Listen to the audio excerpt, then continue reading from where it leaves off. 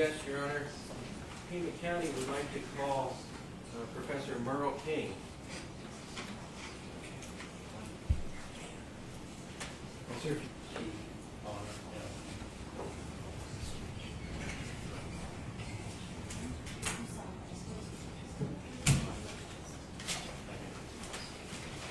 Sir, go over and have a seat.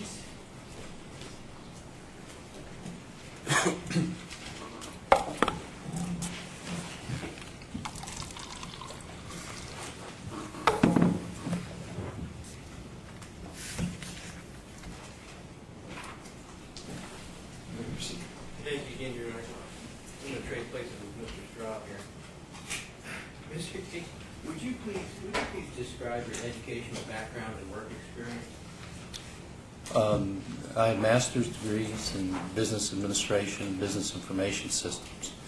I'm an associate professor of information systems at Kennesaw State University.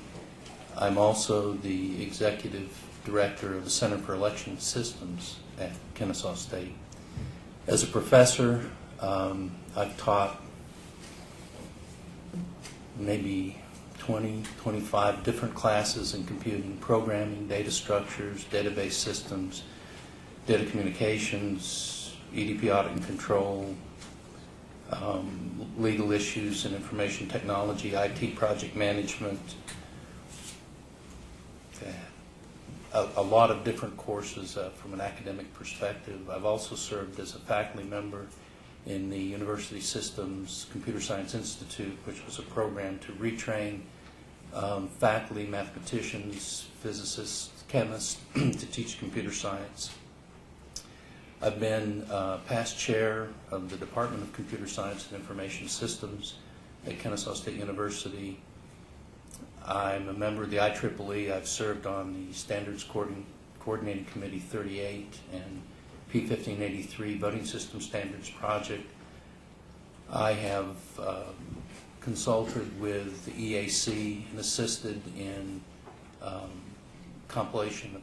May I interrupt you for just a second? What is the EAC? The EAC is the Election Assistance Commission. It's the federal commission charged with supporting elections in the United States as a result of HAVA in 2002. And I've worked with the EAC on the VVSG, the Voluntary Voting System Guidelines 2005 version. You mentioned the P1583 project. Can you describe what that is? Yeah, the IEEE is a organization, international organization of electrical and electronic engineers, and they develop standards. These standards are called consensus standards. It means that a large group of engineers, practitioners come together and propose standards for technology. That technology may be cell phone technology. In this case, it was voting system technology. And that is voted on by the membership, and it becomes a standard which then industry practitioners will adhere to in construction testing of equipment within the scope of that standard. And so you're an expert on voting systems technology? I have experience in voting system technology. I've had experience with the Diebold Premier system, but also as a result of 1583 and other activities. I'm familiar with other voting systems, ES&S, Hard Intercivic, Sequoia. And I'm going to hand you what has been marked as Exhibit M and ask you to look at that. And while you're looking at that, you've been called as an expert witness in this case. Are you being paid for your testimony by Pima County? I think the arrangement I have is that $10 will be sent to the foundation at my university in consideration of my services. $10? Yes. I'd like the record to reflect that's twice what Mr. Straub and I are being paid combined. Do you recognize that document? I do. It is my CV or my resume. And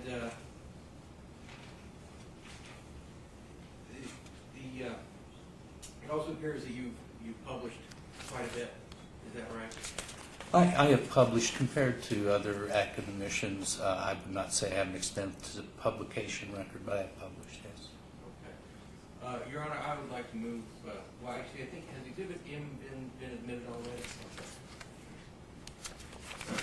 And just a couple of housekeeping items here, Professor King.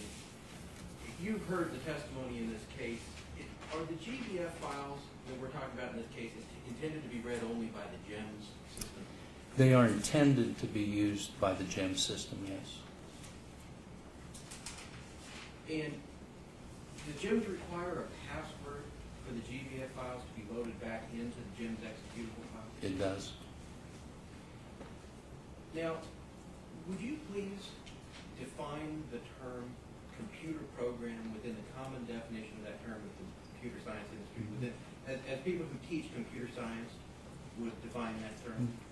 Well, when I taught programming, usually the simple definition that we provide students at the beginning of a programming course is that a program is a set of stored instructions that causes a computer to perform a task or a set of tasks. And is structured query language a programming language? So SQL is a programming language. It adheres to the standard definition. When we talk about a programming language, a high-level language, we usually talk about the constructs of the language. Does it have command verbs in it? Does it have operators that operate on operands? Does it have delimiters? Does it have the ability to create variables? Pima County has a job opening right now for a database specialist, and in the job description it requires SQL programming. University of Arizona offers coursework in SQL programming. So if you go to Amazon.com, there will be 25 books on SQL programming. So it's commonly understood both in the academy and in industry that SQL is a programming language. Those of us who have taught it teach it as a programming language. Are you familiar with the voting systems used in Pima County? I am. And what system is that? Well, it's at the core of it is the GEMS 11824. That's supported by TSX, DRE units, and optical scan units running running AccuVote 1.96. And there are encoders, I believe, also used in Pima County. Encoders are small handheld devices that enable the poll managers to select the appropriate ballot styles for the DRE units. Are you familiar with how the GEM system that we use in Pima County, are you familiar with how that stores information related to the elections? I am. And what information does GEM store in the MDB file? Well, primarily the information is categorized into two broad groupings. First of all, the MDB file is a Microsoft Access database, and it stores tables, which is information, data, if you will, and it stores queries, which perform operations on the tables. Professor Mignati also said that the MDB files contain queries. What are queries? Well, queries are questions that are posed to relations, which is another term for tables. And the queries, as a result of the question that's posed to the table data by operations, either is equal to or is it greater than, it returns a data structure called a temporary table. So select statements, if you study SQL programming, there's only one data structure in SQL, and that is a table. A table can have an atomic value, a single value, or it can have multiple values, or sometimes called multiple attributes. So the purpose of the queries is to perform operations on the table to derive additional combinations of data to support processing within the GEMS environment. So does the MDB database contain anything other than tables and queries? It does not, as it's implemented in GEMS. Let me restate that. Databases are very complex structures. Databases contain not only data, and that data can be objects, it can be code, it can be WAV files, it can be HTML code, it can be links externally. The databases also contain metadata, which is data about the data, information that's used to index and catalog the information that's stored in. So databases are very complex structures and contain far more than data. So, in your professional opinion, is it fair to say that the MDB files in question, in this case, contain computer programs within the common definition of that term in the computer science industry? It does. SQL code conforms to the definition of a computer program.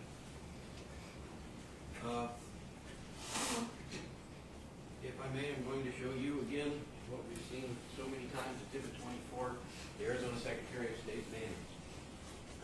Election Procedures Manual. And I'm going to turn to page 79. Are you familiar with page 79 of the Arizona Secretary of State's Election Procedures Manual? I think I have read that page, yes. And you're familiar with the language in the first paragraph here? If you can read it aloud, you've heard it several times, or you can... This is under the heading Filing of Computer Election Programs with Secretary of State. An election program is an electronic file or files that contain information about an election, including those used by election management software certified by the Secretary of State to lay out ballots and program tabulating equipment, also known as an election database. And do the MDB and GBF files sought by the plaintiff in this case precisely fit that definition of an election program in the Arizona Secretary of State's Election Procedures Manual? They do.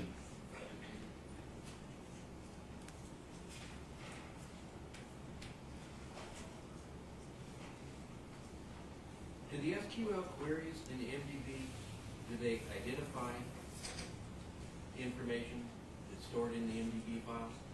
They do. And what else do they do with that information? Well, the SQL queries construct temporary tables by recombining information out of multiple tables. There are roughly 100 tables and 60 queries inside of the MDB database. So some of these queries can be quite complex, and they're bridging across multiple tables to create temporary tables to produce information to support processing within the GEMS environment.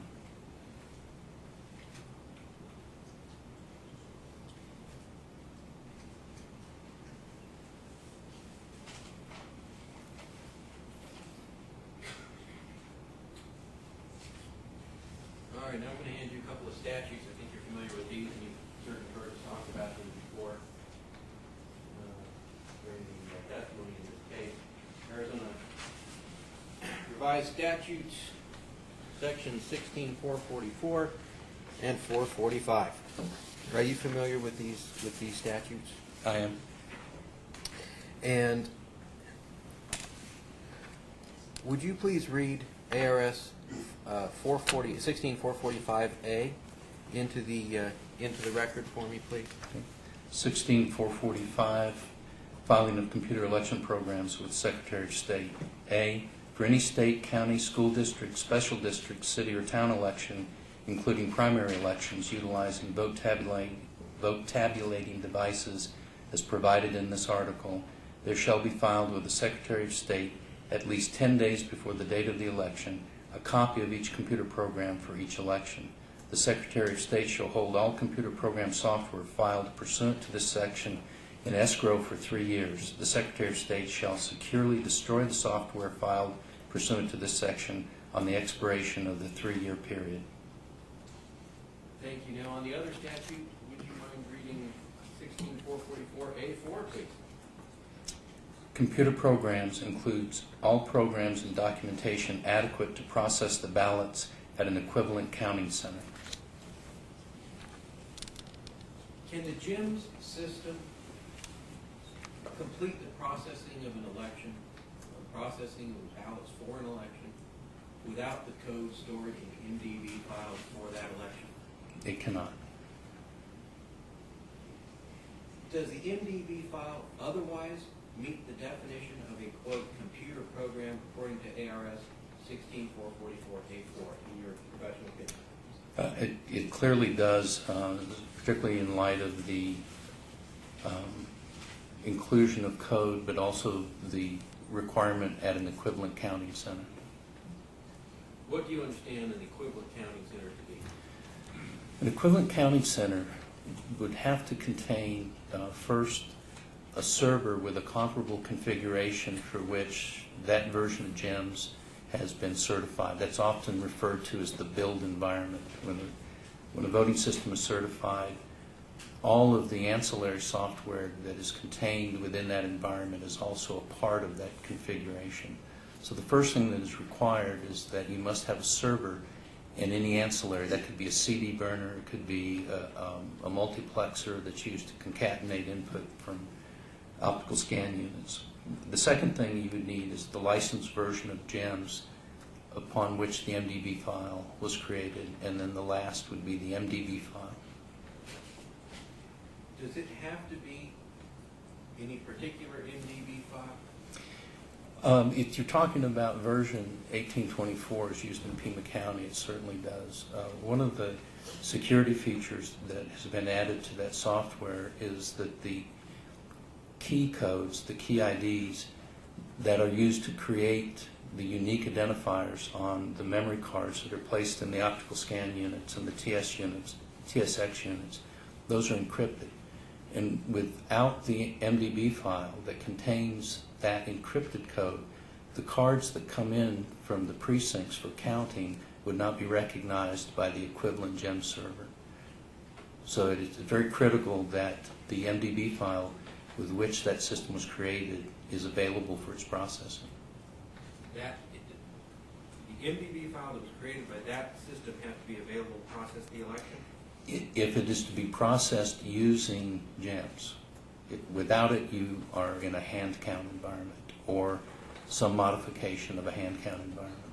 Okay, so this is, I want to be clear on this. If the Secretary of State has, because Pima County complies with ARS 16445 and complies with the Arizona Secretary of State's manual, and we send this GEMS, whatever it is, let's imagine whatever it is, we send information up to the Secretary of State, and then we have a disaster in Pima County, hurricane, and so after this hurricane in Pima County, we can't process the election in Pima County, and so we need to go up to Phoenix and get whatever it is that we sent to the Secretary of State. We need to get that in order to process the election. That's correct.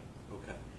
Now, if what we sent to the Secretary of State was simply the GEMS executable file and the manual that comes from Diebold,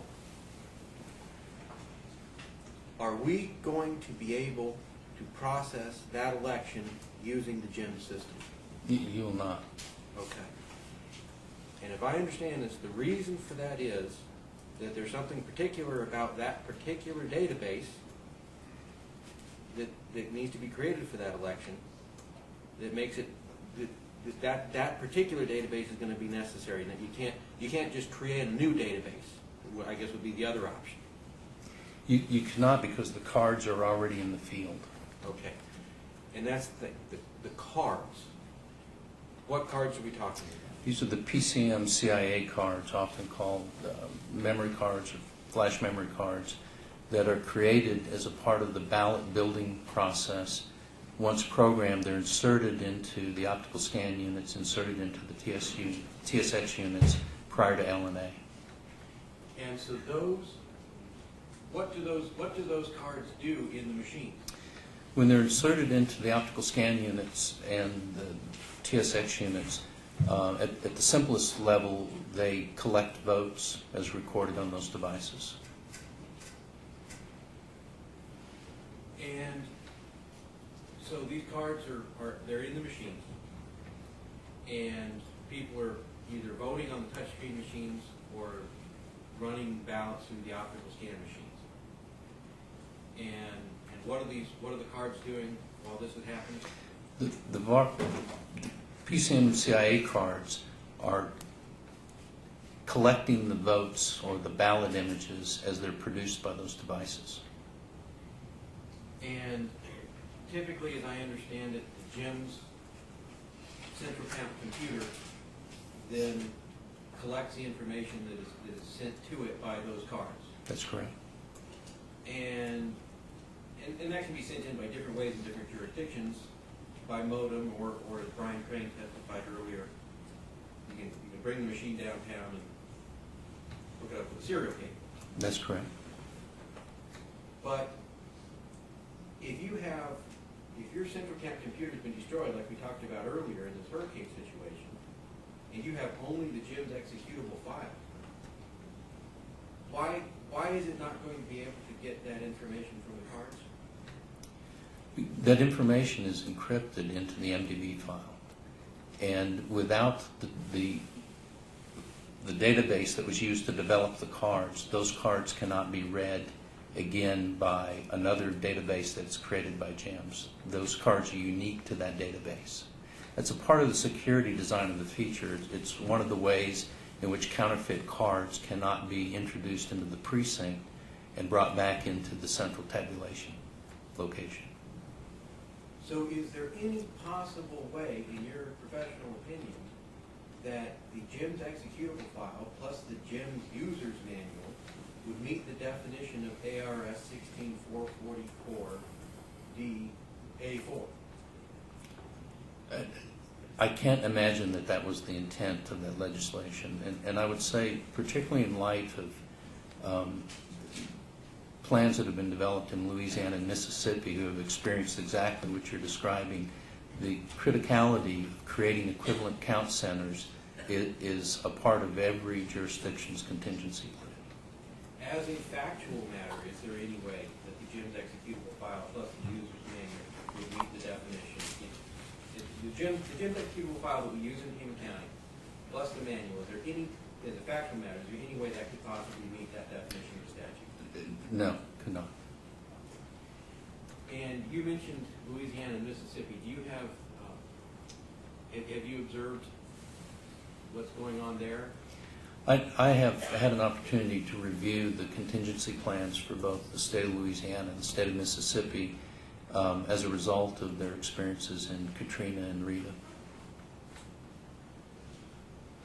So if we had done what I described earlier, and I use the example of hurricane, we don't have many of those in Pima County, but they do have them there. Just again using that as an example, we had a hurricane, and again this disaster had happened, and for some reason somebody, the only person in Arizona, but somebody gave the statute the interpretation the plaintiff is offering, that it means just the GEMS executable file and the user's manual, and the building blows away, and we have to count an election. How are we going to do that? Well, hopefully you're going to have people around who still remember how to count hand ballots.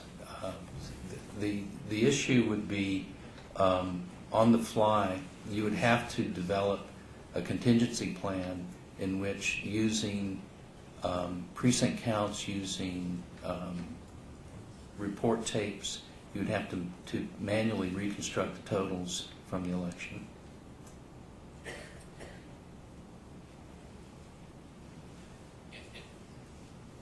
Where in that process would the GEMS system be involved in that hand count system? Well, one of the, you can still hand enter data into GEMS. One of the contingency features that GEMS has is the ability for an operator to hand enter information in so that you can still take advantage of the formatted reports that are often interfaced into larger, more complex systems. Now, you mentioned your experience with Mississippi and Louisiana. Are you generally familiar with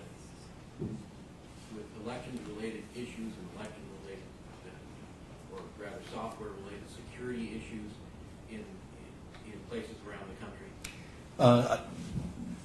Because we run a statewide operation, but also because of my work at IACRIOT, NASED, and other national scoped organizations, I do try to keep track of best practices that occur in other jurisdictions. If the MDB and GBF files from the Pima County's elections computer are determined to be non-confidential public records, would that determination present a serious risk not only to Pima County but to other jurisdictions in Arizona and around the country that use the JIM system? I think it would. One of the principles of any kind of security in depth strategy is you never assume that you have thought through all of the detrimental ways in which leaked data can be used in a system. So I think one of the first reactions for any jurisdiction would need to be a risk assessment. How does this increase risk? What are the risks? Can those risks be mitigated?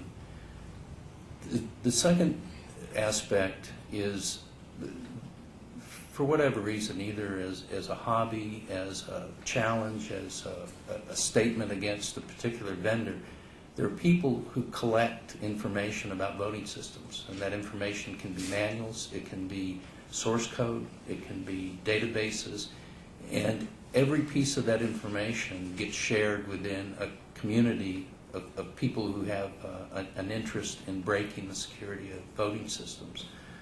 So every additional piece that leaks into that community gives us concern, and there are no boundaries on that community. I think it's important to note, although most of the testimony has been about Pima County appropriately in the state of Arizona, these are not even just national issues, that these systems are used internationally, and as jurisdictions, perhaps like Florida, find themselves with a lot of unused and unusable equipment, that equipment will find its way into other countries. It still has value. So these systems are finding their way into South America, Central America, Africa.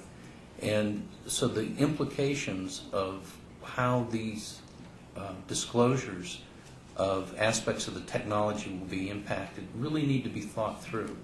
A third aspect about election systems that is generally not appreciated by the public is the incredibly rigid pace at which they can be changed.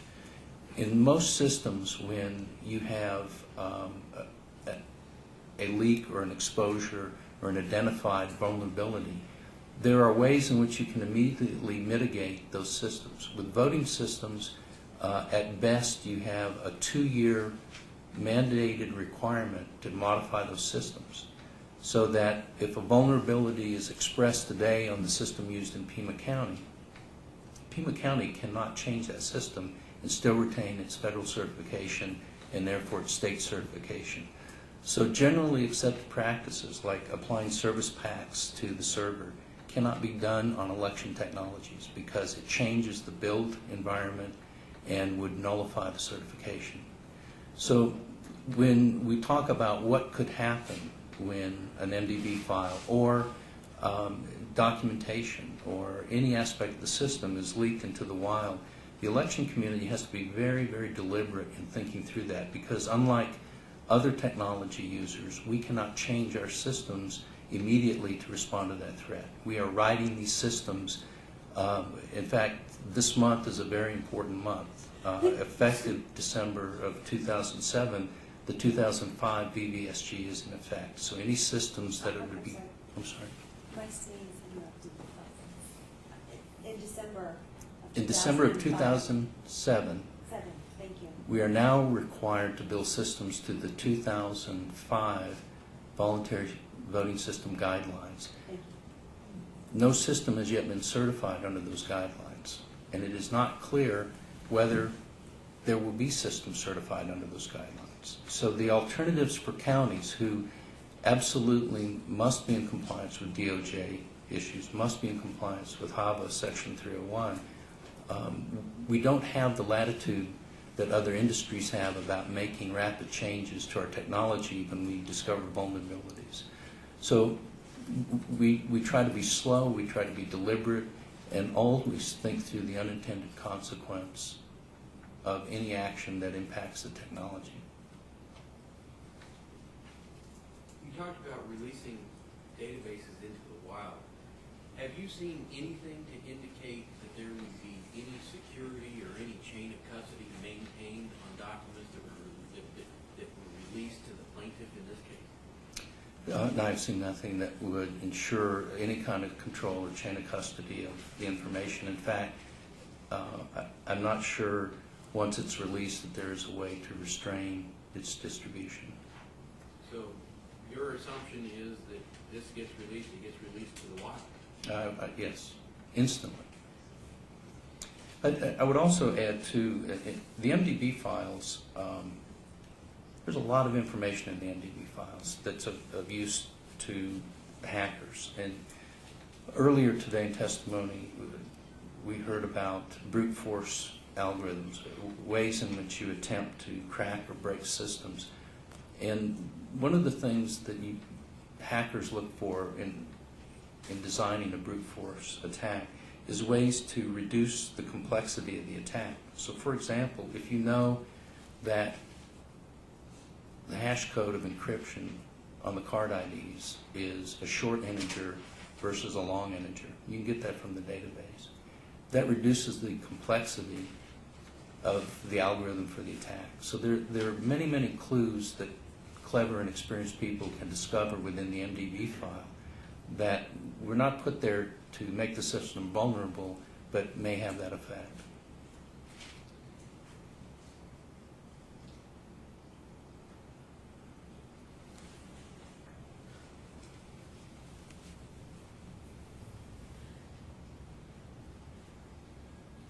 Brute force attacks on a system, does that typically require special skill, special computing, the availability of equipment? What generally would you want if you were going to mount a brute force attack? Well, a brute force attack doesn't necessarily imply a large scale. What it essentially says is that you've got a strategy for the attack and that you're going to try all possible permutations of the problem. If you can reduce the possibility of those permutations, then you can accelerate the potential success of the attack. So it can be done. Often people say you need a supercomputer. You can do it with a variety of technologies, and often it's just done by really patient and persistent people over an extended period of time. So if I lack special skill, special computer skills, but I've made something of a hobby out of besmirching a particular vendor or a particular election official or election officials generally. I spend my time doing things like that, but I don't have any particular computer skill, and I needed someone to do that for me. How would I go about, what are some of the ways I would go about doing that? Well,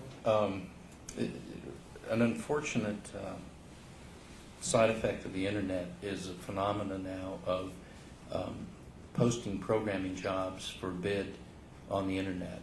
And I've had several experiences with my students in programming classes who have taken my programming assignments, posted them at these sites, gotten bidders from all over the world, China, Eastern Europe, to write programs, and they clearly were my programming assignments because the data that I got from a professor in the UK who monitors these sites included my assignment, name of my class, etc.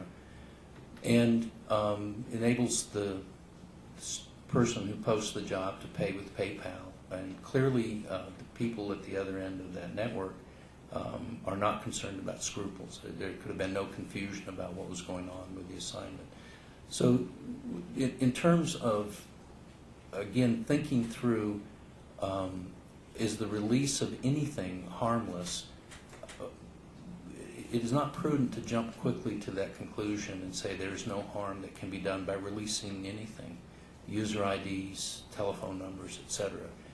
It deserves to be thought through deliberately, and the risk weighed, and very importantly, look at the mitigating cost, so that at the other end, if this decision is made to release the MDB file, will it set, in effect, a chain of decisions that have both time and cost factors associated with it?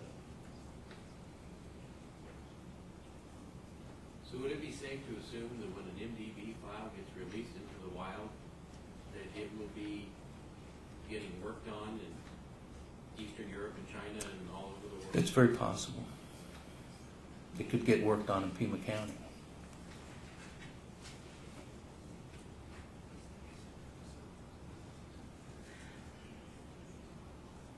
You mentioned mitigating costs.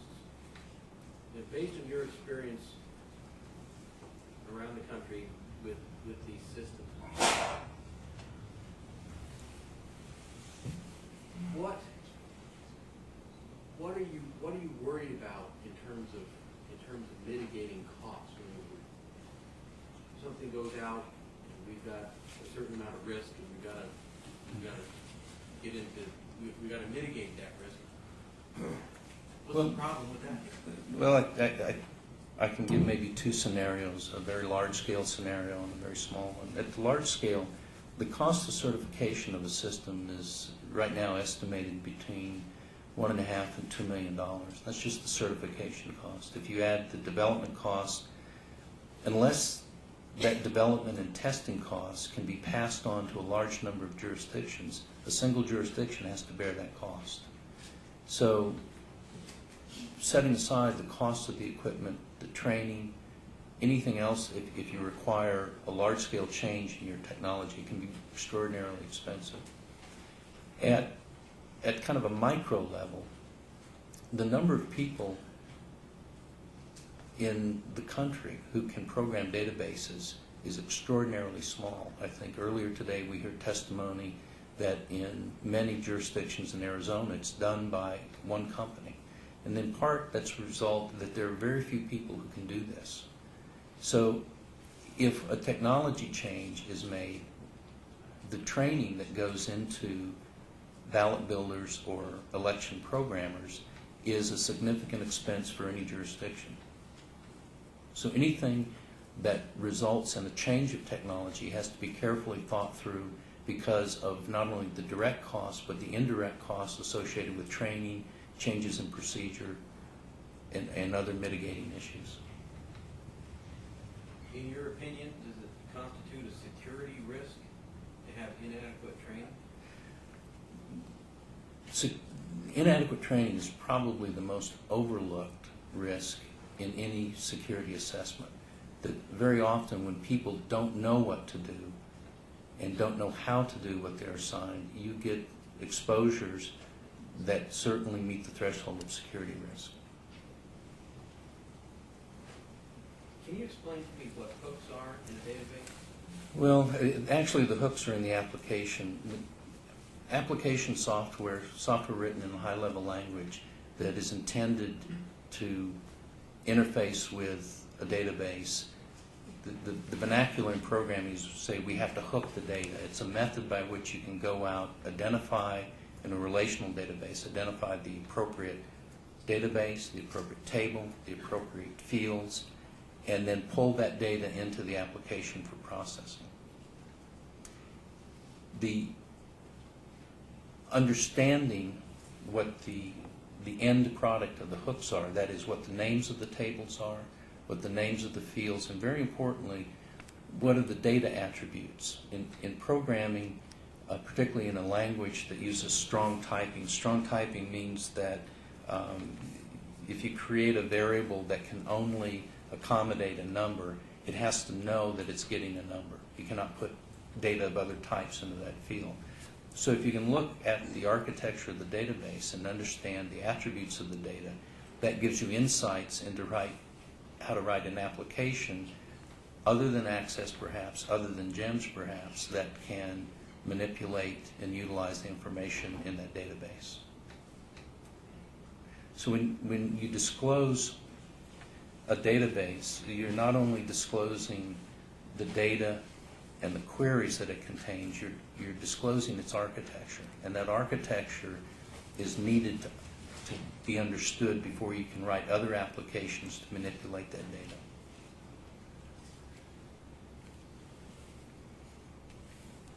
So we've heard about MDB files being released from Alaska and other jurisdictions that we had that in the aspect as well. Is there a cumulative benefit to hackers and potential hackers of having additional MDB files Well, released into their communities? yeah, I think most models of security to prevent against hacking recognize that hackers collect any information they can. And the more information they get, the more data they have to validate their attack scenarios. So the additional release of MDB files, and I'm not familiar with the version of GEMS under which the Alaska MDB file was created, but an important aspect of election management software is that it is, in the industry, what we call backwards compatible. They always enable you to move forward components of the system that were built under prior architectures into contemporary architectures. That's common design in most commercial software. It enables you to sell your product to people who have used your product in the past. They're rewarded for staying with the vendor. So without knowing what what version of GEMS the Alaska MDB file was created under, what we know is that the Pima County MDB file is created with the most current release of the Diebold GEMS product. So everything that's in the MDB file that's released from here is as current as an MDB file can be in terms of the legacy of those systems. One of the risks that we've heard talked about is the idea that if this MDB file, or any MDB file, gets released into that community, that the results of an election could be ginned up or spoofed to question the official results of an election. Do you agree that that's a possibility? That's a possibility. And that's perhaps the most obvious possibility to me. What else could be done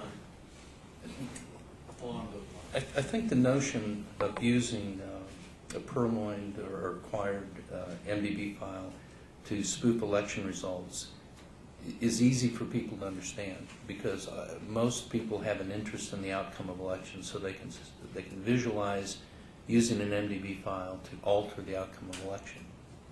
But there are many other potential uses, and one is to disrupt an election. That if, for whatever reason, if there's a vendor that people do not like, if you can disrupt an election, that may be as an effective goal as it is altering the outcome of an election. So using information, for example, I think we heard earlier today, printing bogus ballots, those ballots may or may not pass counting. They may not alter the outcome of the election, but they could create a denial of service attack at the scanners. They may have to then be pulled out of the scanners, processed separately. So disrupting an election may be as desirable a goal to a hacker as altering an election outcome. What's a denial of service attack? Well, denial of service attack is any Required in the 2006 primary election in Pima County, and I believe that Brian Crane testified that he had to design over 16,000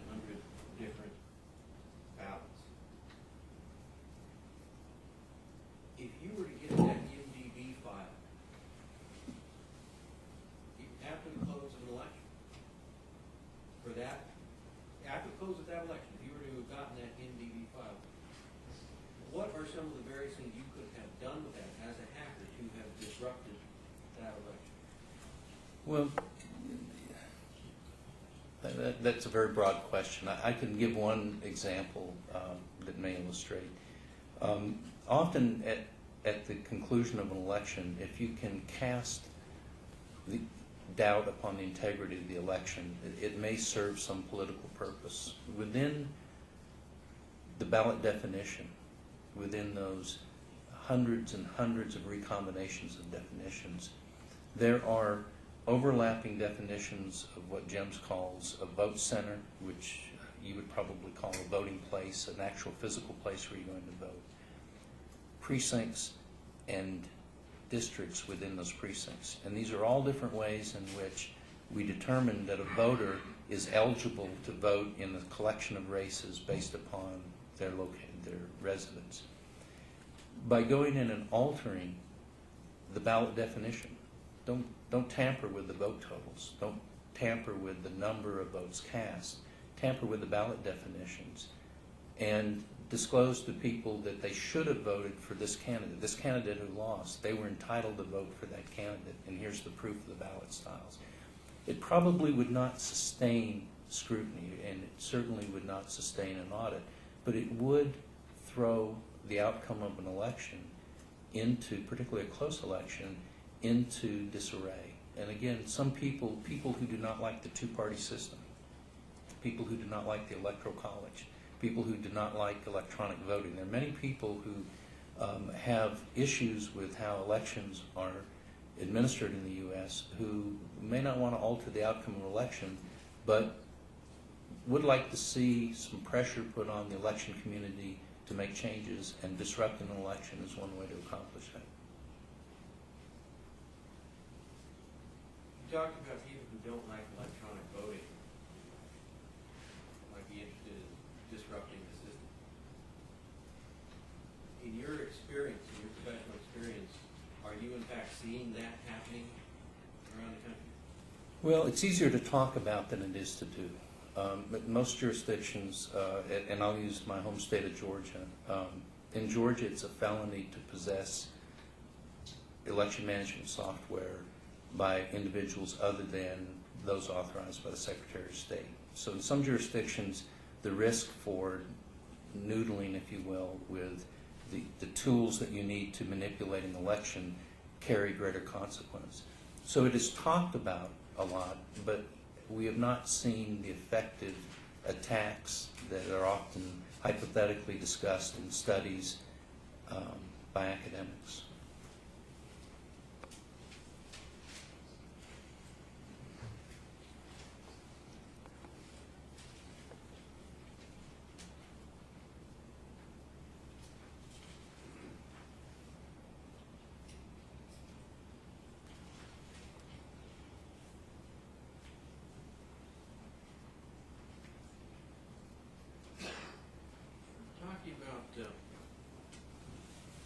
Talking about some. Mr. Taylor, are you going on to Mariana? I am.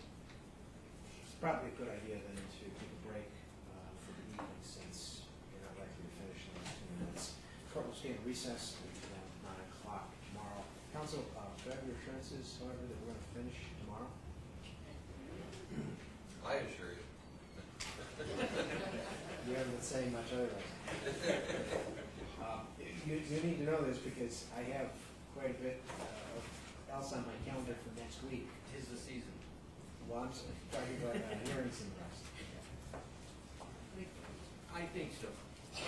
Elections officials to maintain strict security, both physical security and software and computer security. It's extremely important. Now, I believe some of the reasons that we had talked about related to issues such as being able to use information in the database, not just to steal votes, was simply to sow chaos. Is that? I believe that was the testimony yesterday. And I think Brian Crane also testified to that. I think he said it was mayhem or something that people would do with that. In Pima County today, if you wanted to sow that type of chaos, if you wanted to make it appear that precincts have been misassigned or whatever these various possibilities are, what would you need in order to sow that type of chaos in Pima County? Well, you would need probably one of two combinations of things. You would need either access to gems and access to an individual with sufficient knowledge to build the database, the election database from scratch, or you would need access to gems and existing databases from which you could discern patterns and then implement those patterns back through gems to produce bogus ballots, misassignments of precincts, etc. So in either scenario, you're going to need a copy of the gems executable. I think the easiest way to fully spoof an election would be with access to gems. But gems is readily available in the wild. I've heard that. So the only other thing that you're going to need is either an insider or a copy of an actual Pima County database. That's correct. And by insider, we're really talking about somebody with knowledge. That knowledge may not necessarily exclusively reside in a Pima County employee, but somebody who has detailed knowledge of precincts, districts, vote centers, etc. And what's the value of Pima County's database in that scenario? Why is it that their database is more important than just rebuilding one? Well, if you've got the end product, if you have the target, it enables you to validate your assumptions as you're moving your model forward. So if you know what an election database is supposed to look like when it's finished, you can use it to validate assumptions and test scenarios as you're attempting to spoof the election.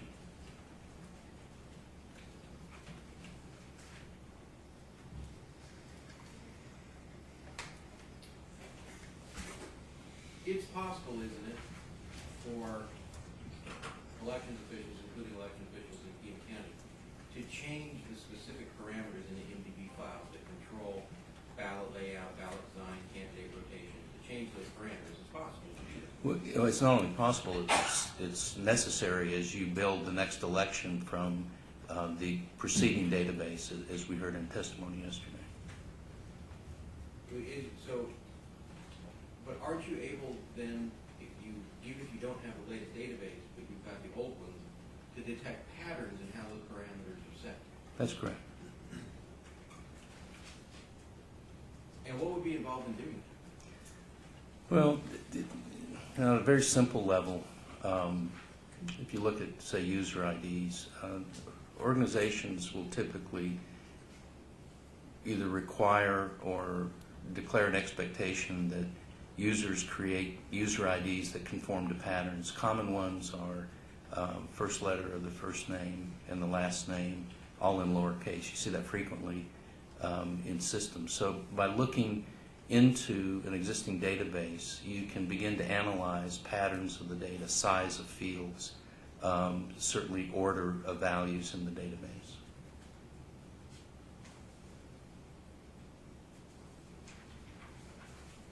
And you spoke about the databases as we move forward, building on each other.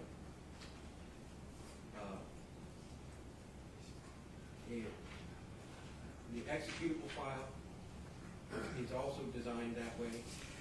Yeah, there's a symmetry to both of those components of the system. A key issue in, if you will, kind of the sourdough culture nature of the election databases is,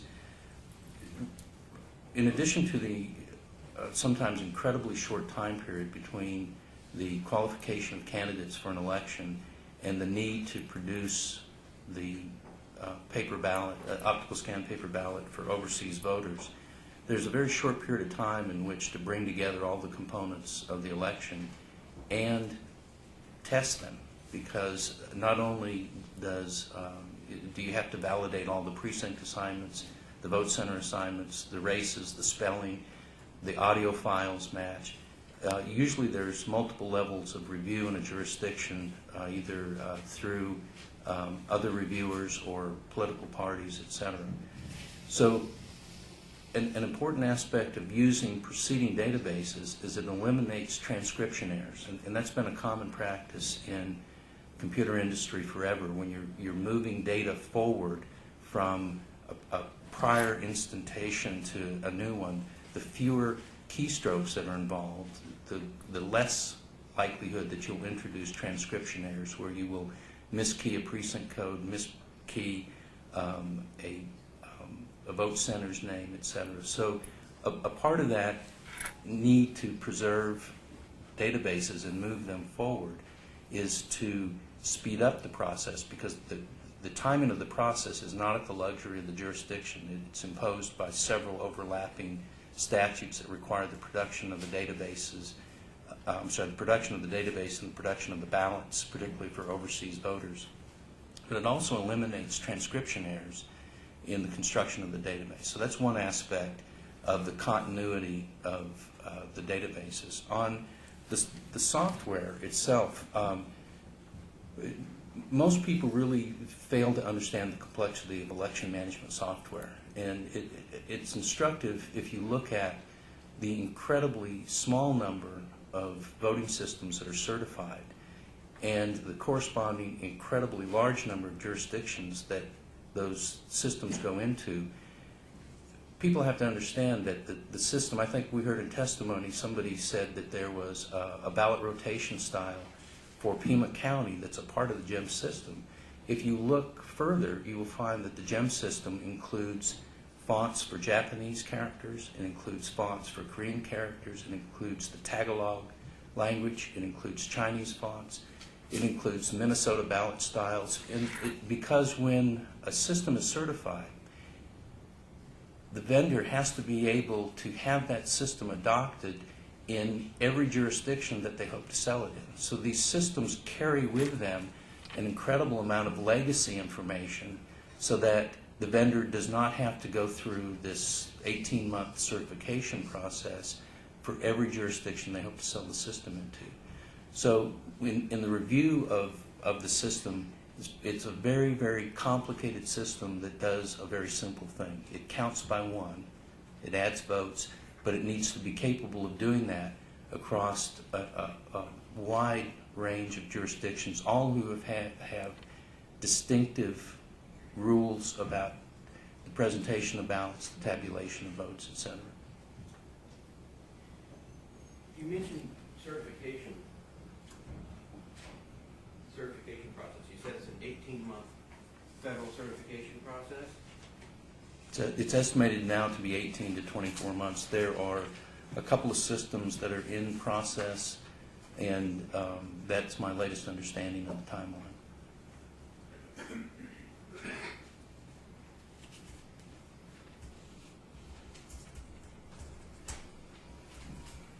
I'd like to show you 4 exhibits, if I may. These are marked J1, J2, K1, and K2, and just take a couple of minutes and see if you recognize what those are.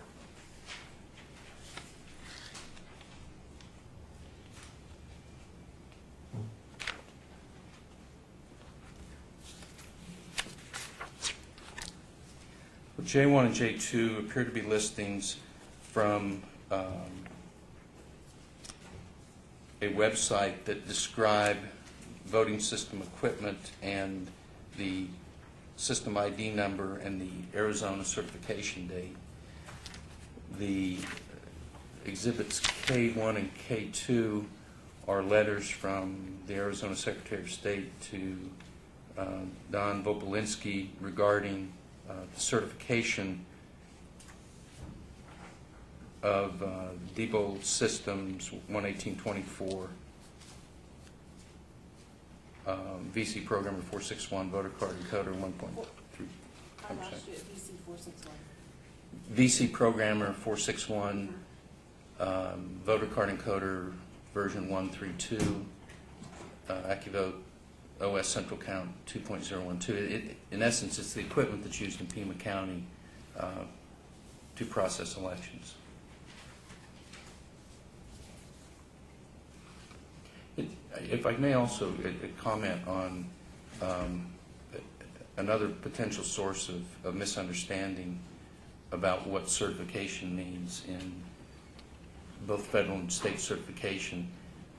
Before you do that, from those exhibits, are you able to determine whether the voting system used in Pima County is certified by the Arizona Secretary of State? The letters attest to that they are certified by the Arizona Secretary of State. This is a common practice, not only in Arizona, but in other states, that the certification is from typically the chief election officer of the state. And that's what we would call state certification? That's correct. And you were talking about confusion.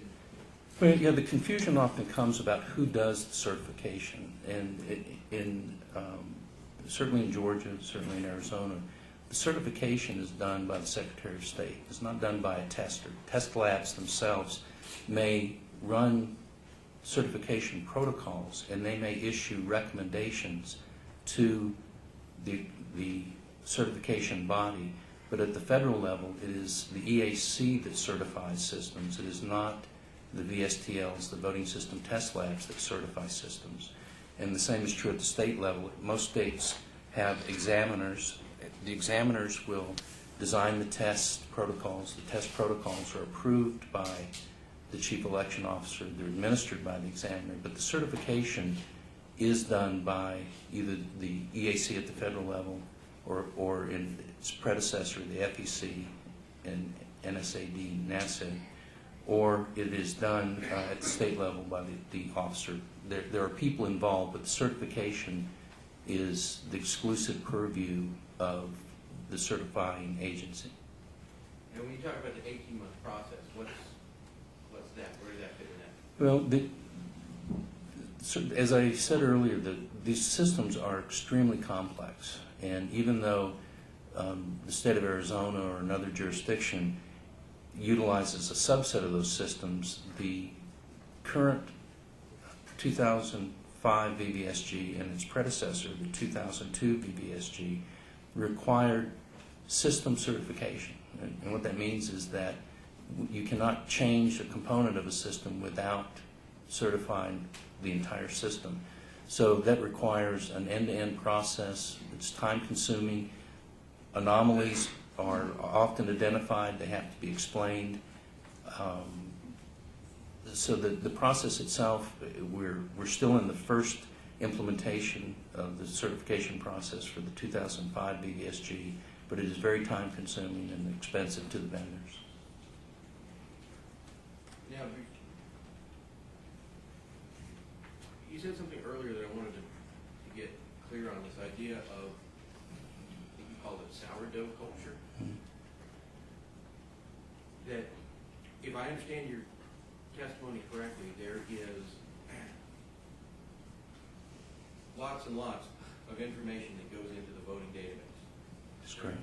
Commands and ballot rotation information and ink styles and Mm-hmm. print styles and all sorts of other things, many of which have to be reviewed and approved by overlapping jurisdictional requirements and laws and That's correct. things. So if you were going to create Mayhem or do any other sort of malicious thing with the database, and you didn't have the official database, is what you're saying that you would have to is this what you're saying? You're going to have to recreate years worth of work? Well, it may not be years worth of work, but work has to be recreated, but more importantly, it has to then be validated. And a concern that I have, and I think that's been touched on in testimony over the last couple of days, is that jurisdictions are are often very expert at the construction of elections, but the depth of IT experience, and particularly of IT auditing, forensic ability to do these comparisons is not present broadly across jurisdictions. Sometimes you'll find it concentrated in large jurisdictions that have their own IT employees that work at the election center. But when a database has to be recreated, often the individuals creating it are skilled in elections, but they may not be skilled in forensic and be able to do comparisons to ensure that the pre and post match up if they have to construct something from scratch, particularly something complicated. So the old database is useful, It's essential. and it would be equally useful to a bad actor on the outside. I would think so. That's all I have. Cross-examine. Yes, thank Cross-examine. Yes, thank you, Judge.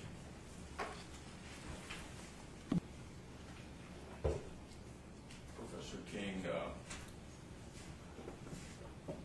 I'd like to just review just shortly a little bit. You have a degree in biology, BS, My undergraduate degree is in biology, then you have an MS in business administration, an MBA.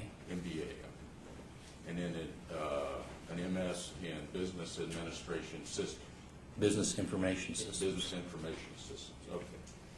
And you teach courses in information technology leadership, Among other courses, yes. and you're the director of the Center for Election Systems at Kennesaw State University. I'm the executive director of that center. And that center was founded in 2002, 5 years ago. Correct. The purpose of the center is supporting the elections division of the Office of Secretary of State of Georgia, correct? That's correct. And Kennesaw State is an escrow agent for the GEMS software code, is that right? For the code that is used in the state of Georgia. I think I saw a letter from maybe the city of Tucson or something saying that there was an escrow of the GEMS code in Georgia. Is there some other place there that GEMS is escrowed in your state? Not that I'm aware of. Okay. And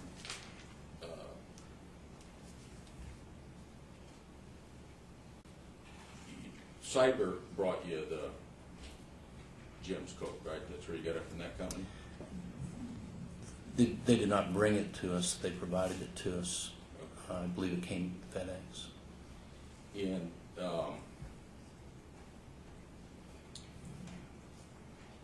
you one time actually looked at the code for some reason. I have looked at the source code that on the system we used. I think in deposition you asked me if I'd done a source code review. That's a formal process with a protocol, an end-to-end approach, and I replied that I'd looked at the portions of the source code that were of interest to me. Well, didn't you, sir, say that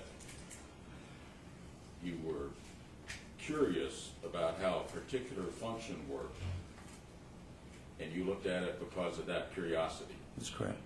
And that now you can't remember what you were curious about or when you did it? That's correct. But in part, that's because we've had multiple versions of GEMS over the years in the state of Georgia.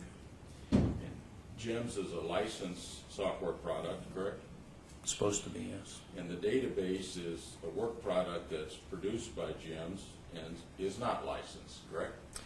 To my knowledge, the database is not licensed. GEMS generates, it's GEMS that generates the SQL codes to support report generation. Is that correct? Via the interface with JET, yes. And the SQL is only involved in report generation, correct? It's involved in displays. And it displays ballots addition, correct? It prepares the data to be used to produce the ballots, yes. It just It's an intermediate step. It's used to fetch data to display it. That's correct. Have you studied GEM's databases in Microsoft Access? I have reviewed GEM's database in Microsoft Access. But when you did that, you have not yourself attempted to manipulate data using Microsoft Access. That's correct. Are you aware that, you are, aren't you, that the GEM's audit log is part of the database itself? There is an audit log in the MDB file of GEM's activity, yes. And do you know that one can use Access to manipulate data and then later erase it from the audit log, what the activities have been? Remove the entry from the audit log, yes. Yeah. And would that be detectable if they've done that? Could be. Yeah. And that would be through an independent review, correct? It doesn't need to be independent. Anybody with sufficient skills would be able to review. And what would they look at in an independent review? They could look at the registry to see if date and time stamps had been changed on files. That would be a starting clue. Wouldn't you say that an independent review should be standard protocol to catch insider cheating? Without context, I'm not sure I could respond to that. Well, did you tell me in deposition that it would be a good idea to have that as standard protocol? There should always be review and supervision of employee activities, whether it's done independently or as an integral part of the organization's process, would be a jurisdictional issue. You've talked about, and I'll probably get into it later, the outsiders that are out there that might hack into a system, sow chaos, so forth. Let me ask you, are you aware of any case where outsiders have attempted to hack into a protected election computer? I'm not aware.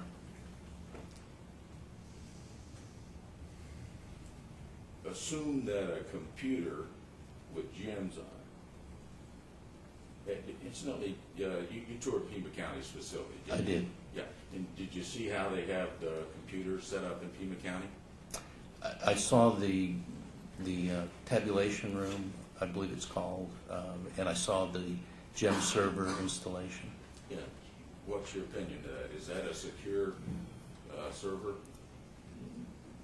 Well, you don't do an assessment of server security by looking at the physical outsides. Usually, server security assessment is done through a variety of forensic, including looking at what's installed on the server. But are you asking me if the external physical configuration appeared to be secure? Exactly. It looked secure. Yeah. And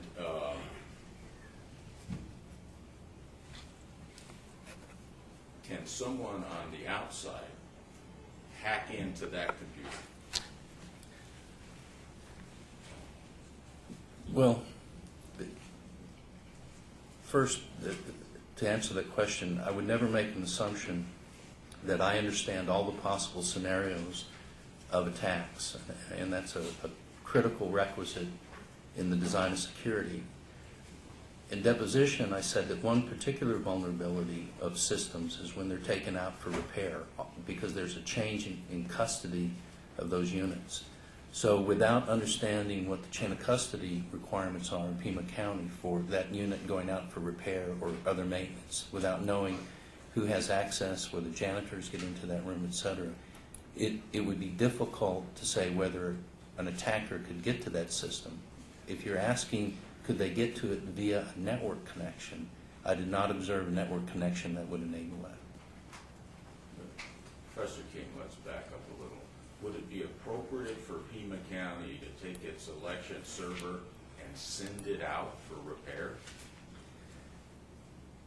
I don't know what the rules of this jurisdiction are. Some jurisdictions have their own IT staff that could do the repair, internally. Others may need to send it out. It's a COTS product. So at some point, it may need repair, it may need service, and if it can't be done there on the facility, then the only option is it has to be sent out. What do you mean it's a COTS product? It's an off-the-shelf product. It's a server that is purchased rather than one that's created from scratch. Who do they purchase it from? I would have to go back. I believe it was a Dell server. Well, I believe that it was purchased from Dell and sent to Diebold, and Diebold loaded it and delivered it to Pima County. So let me ask you, you're quite familiar with Diebold. Is that their normal way of processing a server and delivering a server to a county? That's my understanding that it is. Okay. And isn't it part of the contract? There's a problem? Don't they call in or Diebold or send it back to Diebold, or how does that work? That would depend upon the contract with the vendor, and it would also depend upon the duration of the warranty on the unit. Yeah. I think you mentioned that the janitors might be able to get access to the server. I don't know that. I'm speculating. I've already stated that it is not possible to identify all potential attacks. So in terms of physical constraints on the system, one of the things you typically look at is who has access to that room. Right. And often custodial staff are overlooked. They'll have master keys that people aren't aware of, and they do their work when people aren't there. So that's a common query in a security assessment, to say who has access to this room besides the people who have card keys. Okay. But would you consider the janitors to be kind of inside Pima County employees? I think the practice in many jurisdictions is that janitorial staffs are actually contractors. So, but to answer your question, I don't know. I don't know in Pima County whether they're contractors or employees. Okay. To get back to my question, is there any way that you know that an outsider without access to the computer could hack into the computer? No, I don't know. Mr. King, Professor King, isn't it true that your belief is that security is a red herring, and that concern about security is causing the neglect of some of the larger issues to the integrity of election?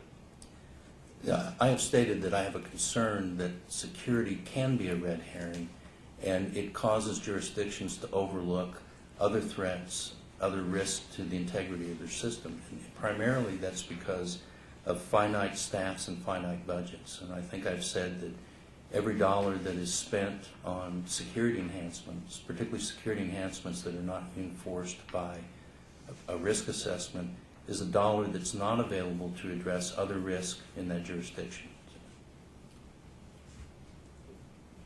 Page 48 there, Professor.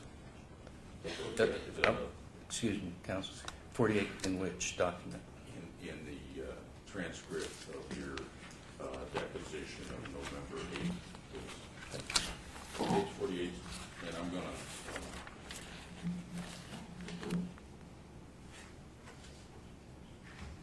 start reading it on line 17. Question.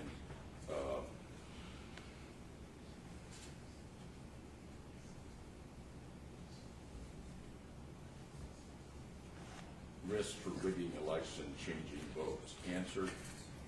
I would agree that there is a risk posed by insiders. There's a risk posed by hackers. But I would not propose to stratify or quantify what that risk is. Question, why not? Answer, because there's many risks to the integrity of an election. One of the concerns that many of us have is that security is a red herring that is causing the neglect of some of the larger issues to the integrity of elections. Question, like what?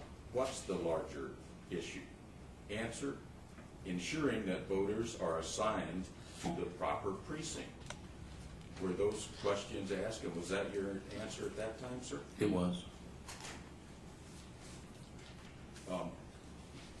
You have read, have you not, the report that's in front of you that's marked for identification, please, as exhibit, let's see,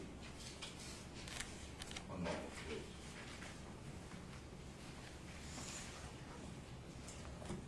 Marked identification as exhibit 17. It's a source code review of the Diebold voting system dated July 20, 2007, prepared by the University of California, Berkeley, under contract to the California Secretary of State as part of the top-to-bottom review of the electronic voting system certified for use in the state of California. You read that, haven't you? I've read portions of it. Yeah. Your Honor, we object to we object to this report as hearsay, request it not be admitted.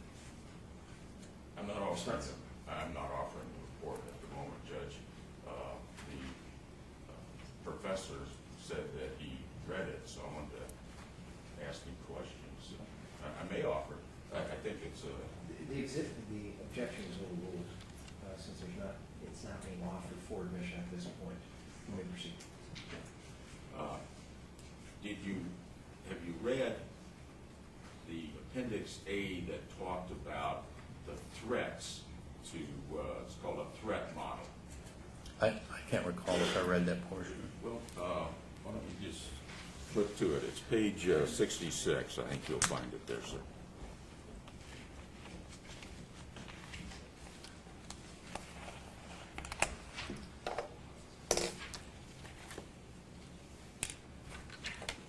And then if you go to page 70, I'd appreciate that.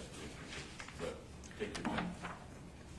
It may take a long time. 66 is the last page in the report. Okay. Let me,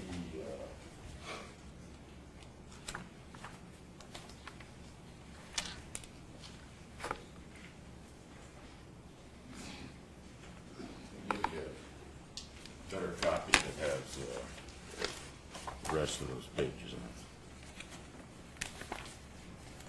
Is this the same document I was presented before? Yes, it is. And if it's more convenient, this is just the threat model section.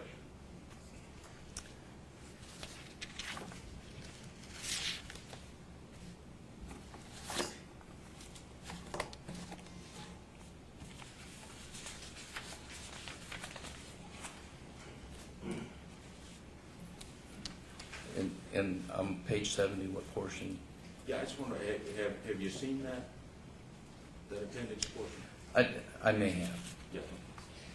There's this section talks about attacker types, and I think you have testified about that there's people out there that might want to attack into a system.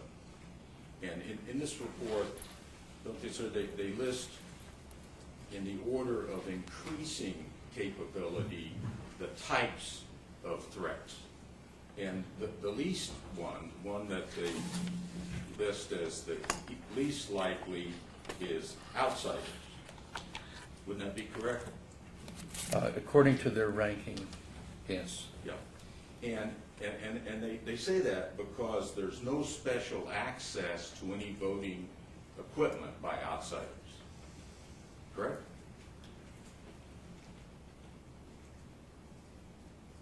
I mean, you'd agree with that, wouldn't you? Well, I'm not sure I understand your question. Every voter has access to voting equipment when they cast their ballot in the precinct. Well, sir, if you look down, they list voters, poll workers, election officials, and vendor employees. So correct. I kind of like to.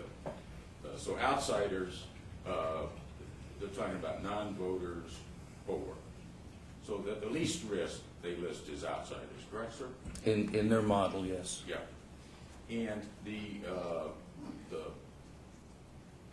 voters, they note that have just limited or partially supervised access. These are people that go in and vote, right? Correct. May I have Now- a look at what he's looking at? I don't have a copy. Yeah, sure. Where it is? What page? So,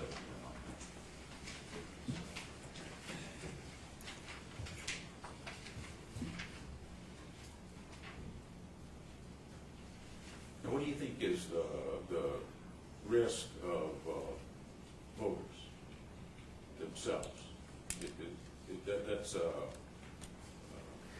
little more than outsiders, but Well, not so much, right? I disagree with some of the assumptions of the model. For example, voters introduce a considerable amount of risk into the election process if, for example, they misuse the equipment, mismark their ballot. There are several things that voters can do that can inadvertently nullify their vote. So there are risks associated to voters in the use of the system. This model, I believe, takes a very narrow and academic viewpoint. I note that none of the researchers are election administration experienced individuals. So they take a very constrained view of their risk model. And they list next poll workers, because poll workers have some access, correct? Correct. Then election officials, the next category, because they have extensive access, correct? Correct. And then vendor employees, actually they list as the highest because they have access to source code and are often called upon by election officials, right? That's their model, yes. And let me ask you, your discussion about possibilities of sowing chaos, do you have any historical examples of a political party choosing that strategy? Of a political party? Yeah. No.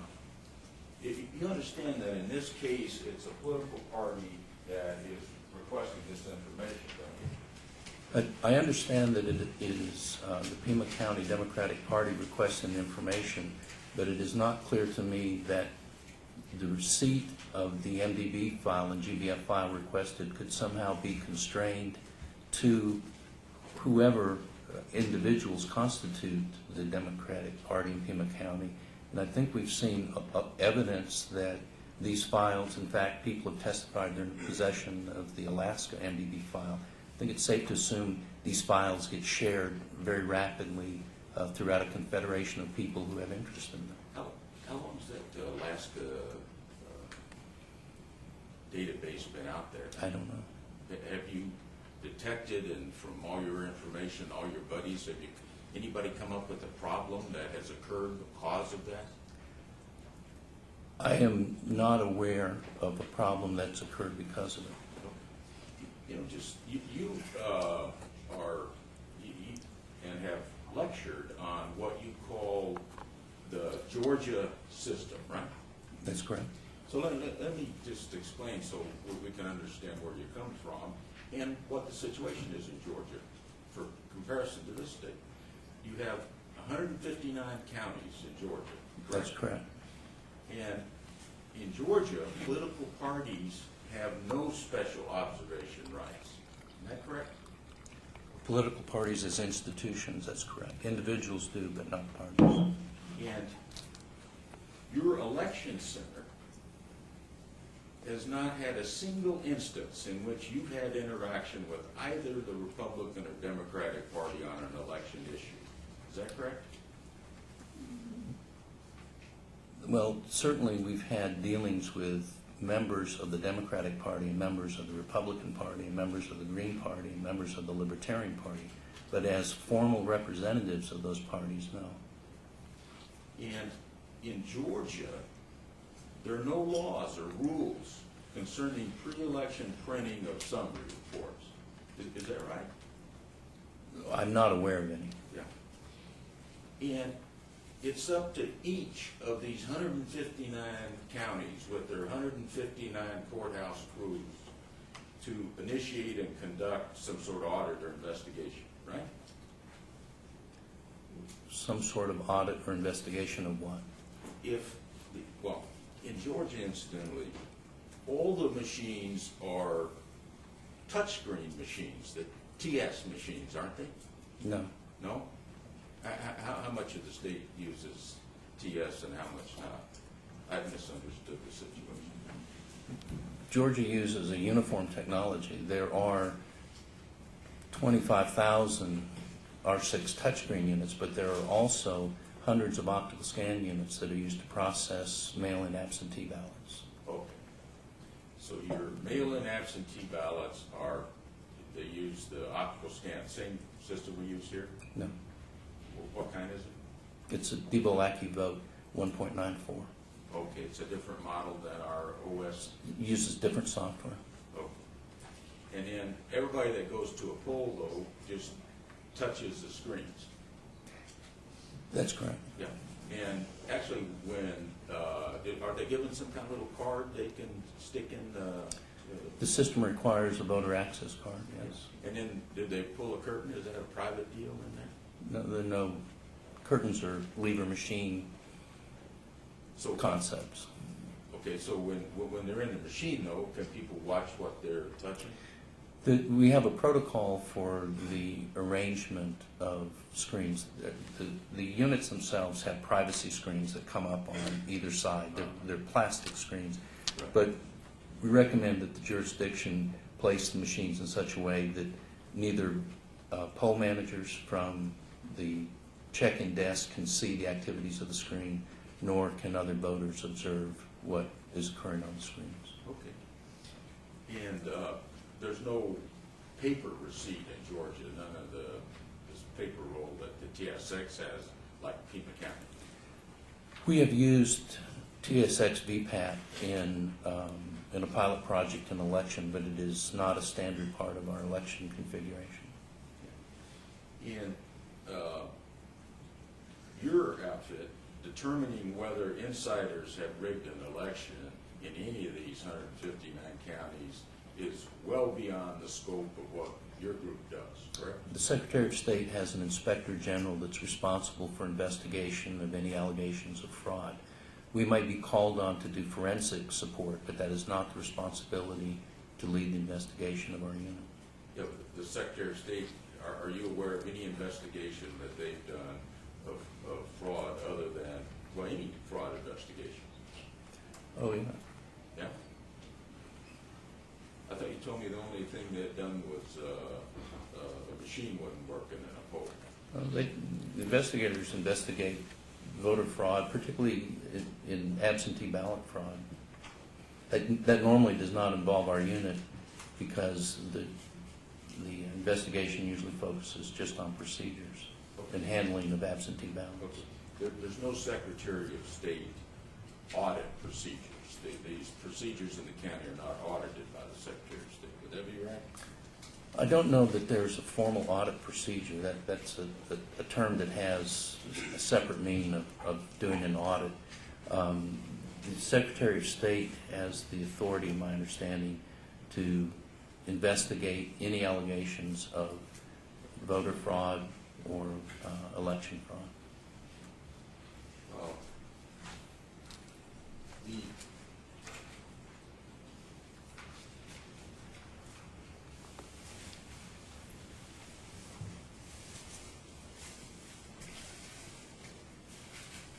Looking at page 72 again, well, actually one of the things they identify as a risk with the DRE machines is when people are behind a privacy screen and are given a little smart card, that's actually a potential target of attack, as the voter might attempt to put in a counterfeit or subvert the smart card, right? I've read that proposal. And then they mentioned kind of working up. They started with outsiders, voters, and then poll workers. Because it's possible that poll workers, because they have access to the machines, could do something, right? It's possible. Yeah. And in their hierarchy, they talk about election officials. And that's because, of course, they have unrestricted access to the machinery, don't they? I don't know that I would use unrestricted as an adjective. They certainly have greater access than other individuals in the system. Well, they're the only ones that have access to the machines until they bring in vendors. Well, I think that's a simplistic model. What you normally find in a large jurisdiction is that the custody of the machines is partitioned, and you'd find that there will be individuals within an election office that are prohibited from having access to the machines. And it's a part of a separation of duties. So to say that all election officials have unrestricted access to machines is an oversimplification. You know, they mentioned in here that the software sometimes has an opportunity for election official to make corrections to vote tallies. The Diebold system, Jim, permits that, don't they? To my knowledge, all election systems permit that. And the corrections might be incorrect, so that's a potential source of error. It is. And an election official can tamper with the total vote results, can't they? The election officials have a responsibility to accurately record the vote totals.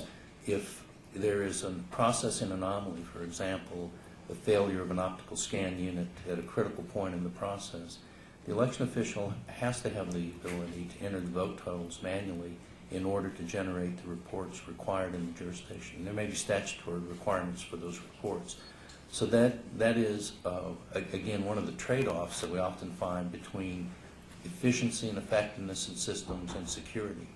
But there are protocols in jurisdictions to monitor that process and to account for any manual entry of data, of vote totals into the system. What are the protocols in Pima County for that? I don't know.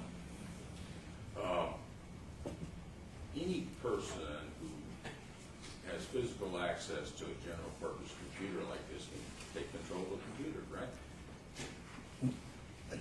Well, obviously no. When you say any person, you would have to have a person with requisite skills and knowledge of passwords, etc. Right. Now, I think you mentioned before that something useful about passwords is you can tell who's running the system. Not from passwords. No. No. Usernames. User IDs. I'm fixing that up. Yeah. And are you aware that Pima County doesn't do that? I have heard that they have not implemented a unique user ID per employee. It just says admin, whoever's working the machine. Yeah. That's a security problem, right? Could be. And then they list the highest category really here as vendor employees. And I think you talked about that before. Didn't you talk about how, and I may have misunderstood that, but vendors might hire somebody in Sri Lanka or Bangladesh or hire a criminal to work on their codes? Well, I don't think the vendors would. But if you're asking me if vendors pose a potential risk to a system, I would agree. And the model that we typically talk about is that vendors are outside of what is sometimes referred to as a circle of trust, that all vendor work must be verified, supervised, and attested to.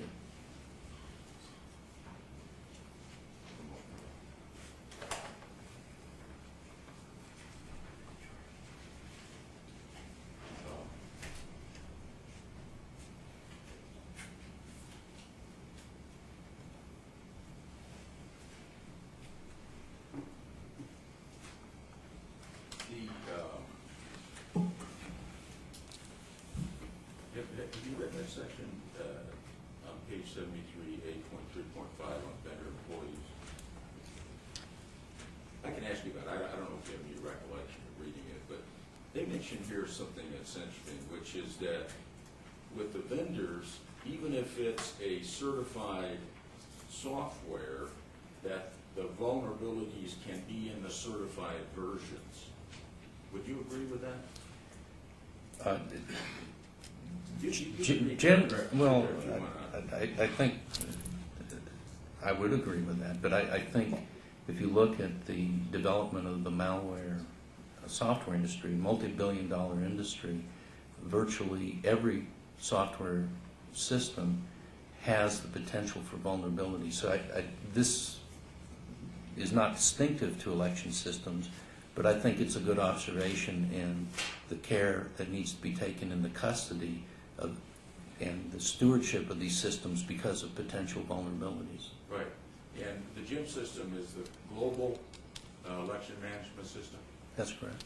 And when the global corporation, when they originally did the software, didn't they have a guy that was convicted of computer fraud that worked on the software? I'm not aware of the genesis of of global election systems. You've never heard about that guy? I have not heard of that guy. Yeah. But does that guy have a name? I can't recall it. He has a name and he's very well known. He went to prison in the state of Washington. How well known?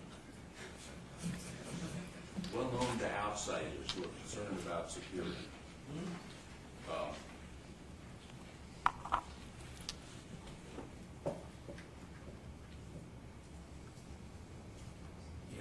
Another high risk of the vendors is they can have people present at the work on the machines if something comes up or there's a problem during an election, correct?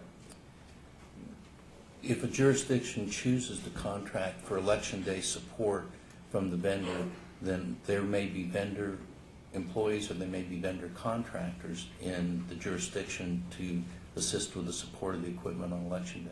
Pima County does that, don't they? I'm not aware.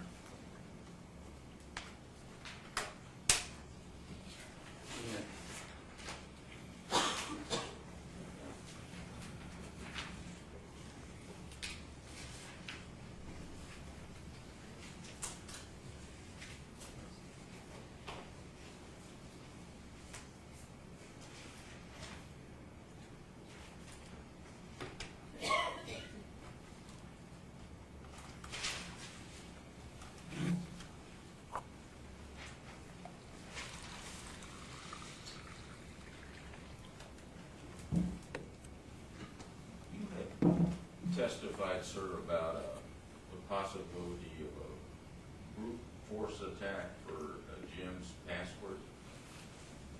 Yes. Right. And why would that be needed if one could just use a double click and use Microsoft Access and just get around it? So, why would someone need to concern themselves with? Well, I don't always speculate on the motives of why hackers do what they do. My concern is that as hackers or potential attackers acquire information about a system, it may be used in an unanticipated or unexpected way in not just the existing configuration of the system, but I think we're all aware that election procedures are an evolving practice. So access to data from an MDB file today, there may be existing mitigating procedures, but as a jurisdiction changes its procedures, then a vulnerability may be exposed on data that was released at a time when that vulnerability was not identified. And we often in elections talk about the law of unintended consequence seems to drive elections, that things occur that appear to make sense, and we see it in legislation, we see it in rules and procedures, but they have unintended consequence down the road. You're just talking about the strategies of hackers. Are you aware of any instance in the United States where someone on the outside tried to hack in to an election computer? I'm not aware. Okay. So then all these discussions about the strategies of hackers and what hackers might do, we need to understand is in the context of the history of this country, no known instance of someone attempting to hack in from the outside. That's true, but the report that you provided me by these 6 academics is an illustration of the kinds of concerns that are being raised. So the election community certainly can have a perspective about hackers, but these individuals present these scenarios of potential hacks. Incidentally, the Jim's product manager was Jeffrey Dean. Does that name Does not ring a bell.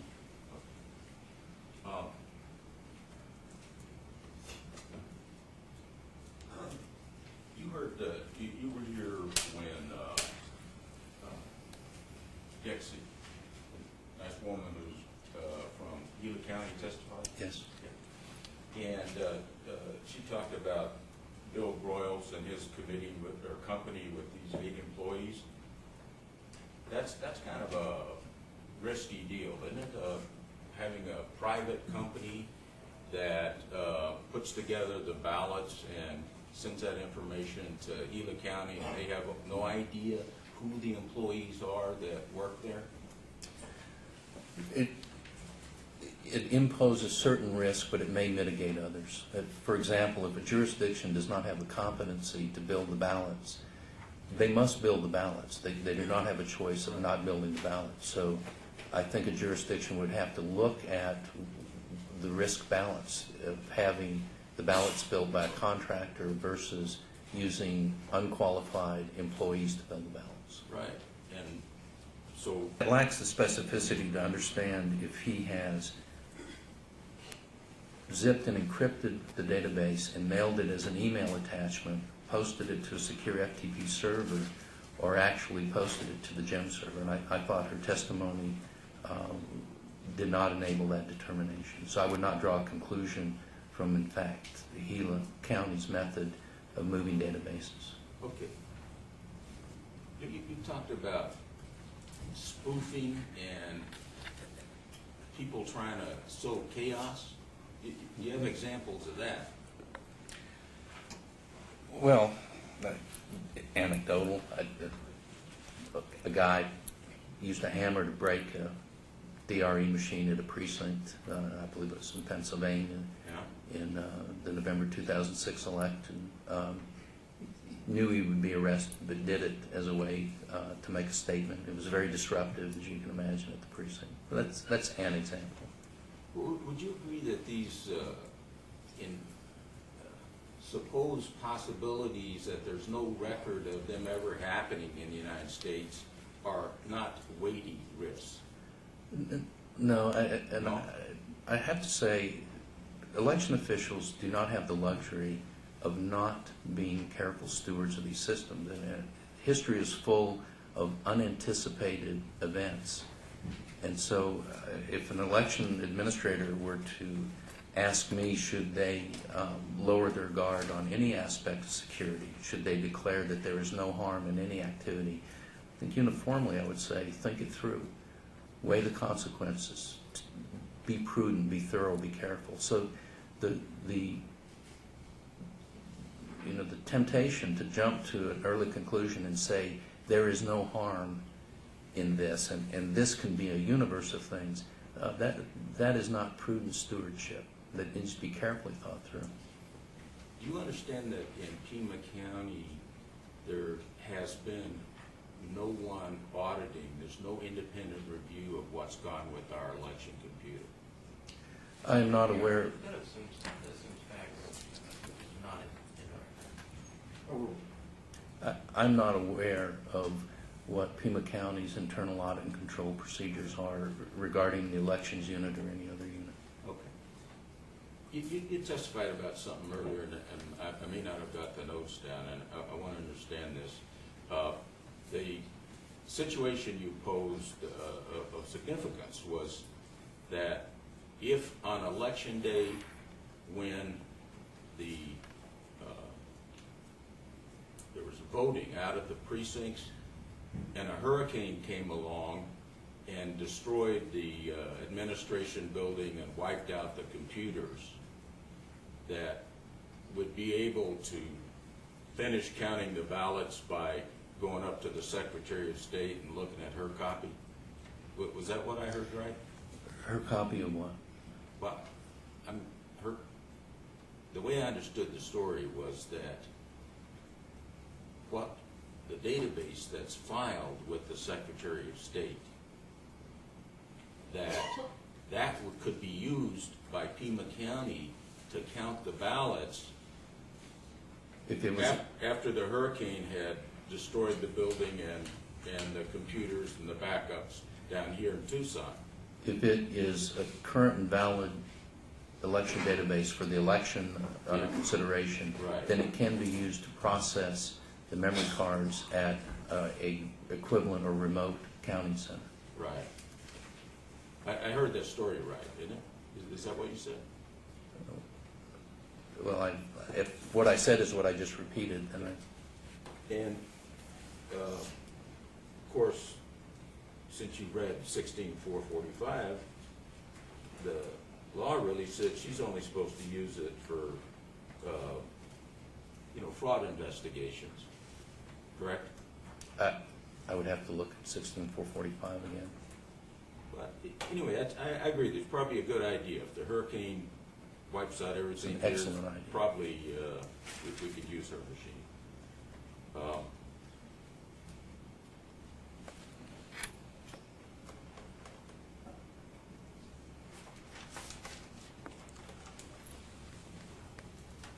You mentioned that the certification was done by our Arizona Secretary of State's office, correct? I don't know who did the certification, but the letter is from the Secretary of State, and that is the certification. And also, would it be true that you have no information about whether any testing was done in Arizona or what was done to produce that letter? That's correct.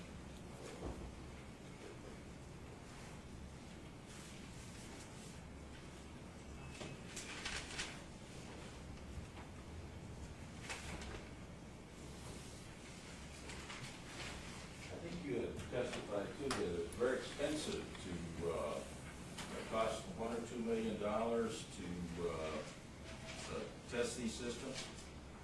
That is the information that I've been told by vendors in a discussion about the cost of certification. And Pima County itself paid $2 million for RTSX machines at a cost of $4,000 per vote. So $2 million within the context of what these machines cost nationwide is peanuts, isn't it? Are you asking me to comment on the revenue and profit models of the voting system industry?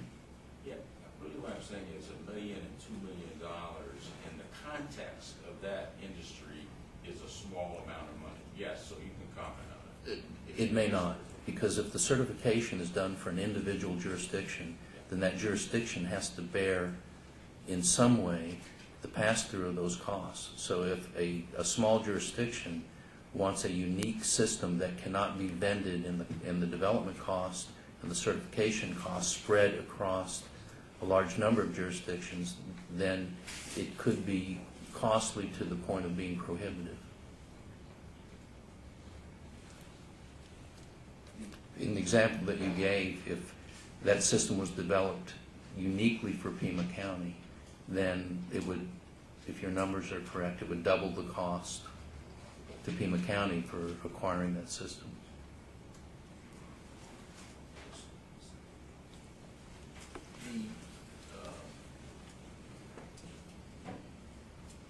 The community of people interested in hacking into elections, who are these people? I don't know. Okay. So not only have they never tried it, you don't even have any idea who they might be. They're the people that are referred to in reports such as the one you presented when they talk about the outsiders and the hacking. Now, there are communities of people who are interested in security and are working very hard to see that election computer systems are secure, aren't there? That's a two-part question. There are people in the community that are interested in increasing the security of voting systems, yes. And a lot of those groups are organized, aren't there? Aren't there many groups nationally Yes. that are organized for that very purpose? They are. And those groups that are organized for that very purpose are in favor of disclosure and transparency and openness, aren't they? I can't speak to the principles of those groups. I think they would prefer to attest to their own agenda.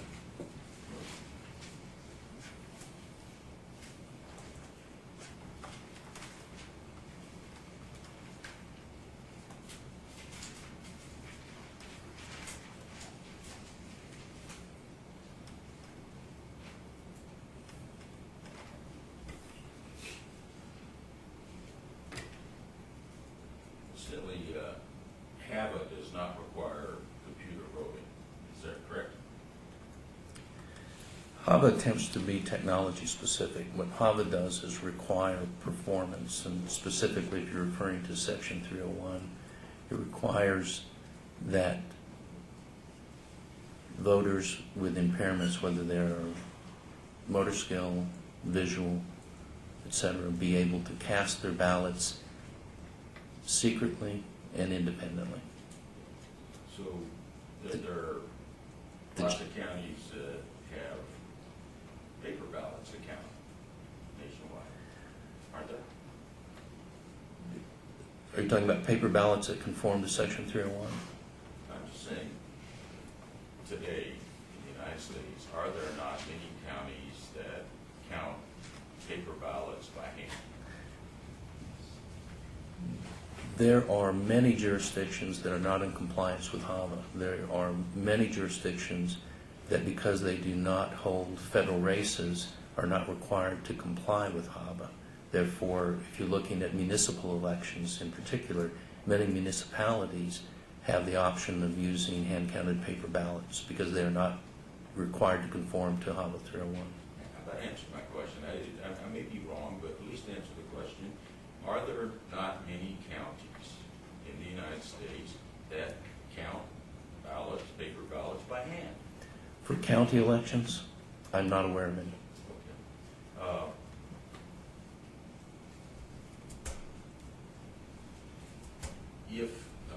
Well, they can even do it for federal elections, can't they? I'm not aware of any. No. Isn't the rule that have you heard of vote pad? It doesn't ring a bell. I may have heard of it. Is it a technology?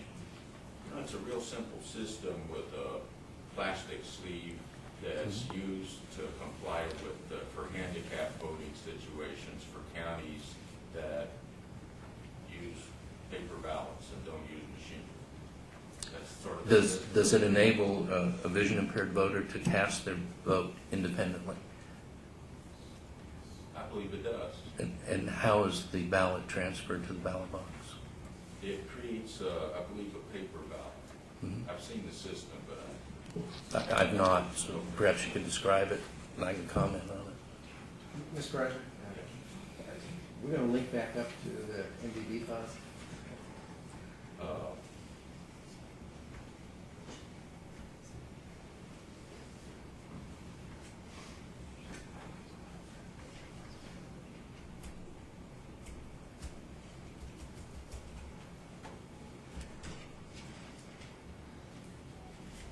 I think you said, and I want to understand this, that one of the risks is that a political party, if they were given the database, could release fake results and then cause doubt and chaos.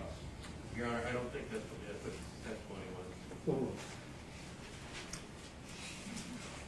If an MDB file is released into the wild, and again, it's not clear to me that there is a process by which either the county could refuse any request for the MDB file from any citizen, nor would a political party have a method of restricting the release of that MDB file into the wild.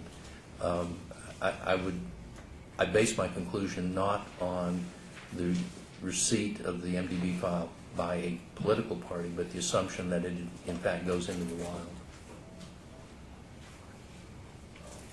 Sort of like what, Alaska and Memphis, those kind of things? Well, I'm not familiar with Memphis, but certainly the Alaska. Just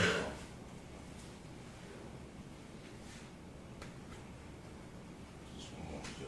That may be all I have.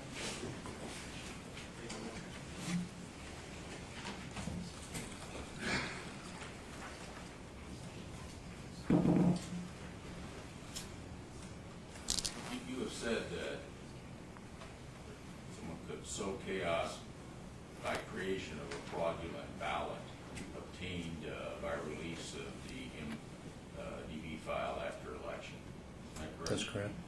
And couldn't that same chaos be created by photoshopping someone's mail-in ballot? I'm not aware of how that could be done. You agree that an insider can modify MDB files, correct? Yes. So let's say that an insider does modify vote totals for mail-in ballots. With the methods being used in Pima County, would any of the security procedures be guaranteed to detect that fraud? I don't think I could comment on that. I've not done a thorough review of Pima County security procedures.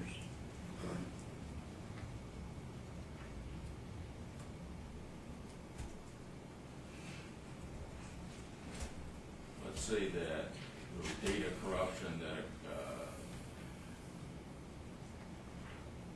if data corruption occurred in MDB files and it corrupts the vote totals for our mail-in ballots, would your answer be the same with our system? You don't know whether it would detect it? I would have to look at all of the surrounding controls that could detect and mitigate that risk. It's a contextual analysis. How long have you been in Tucson helping out in this case? It seems like forever, but I've been here since Sunday on this visit, and I think I came for 2 days for deposition.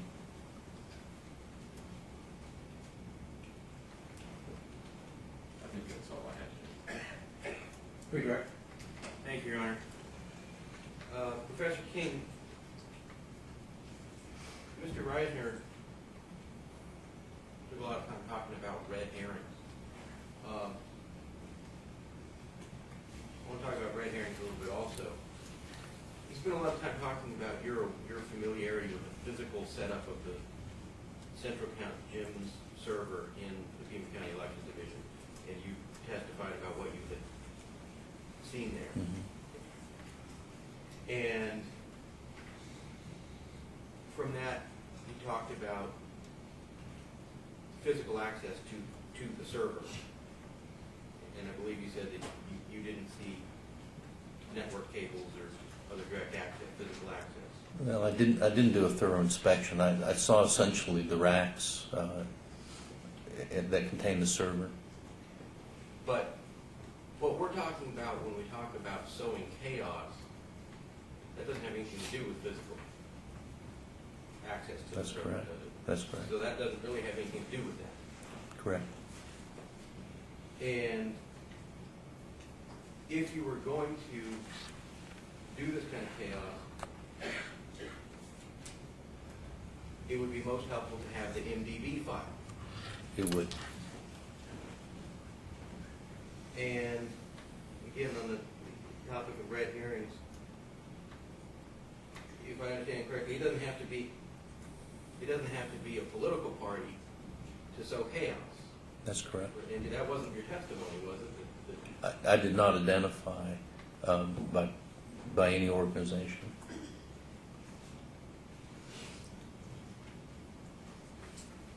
And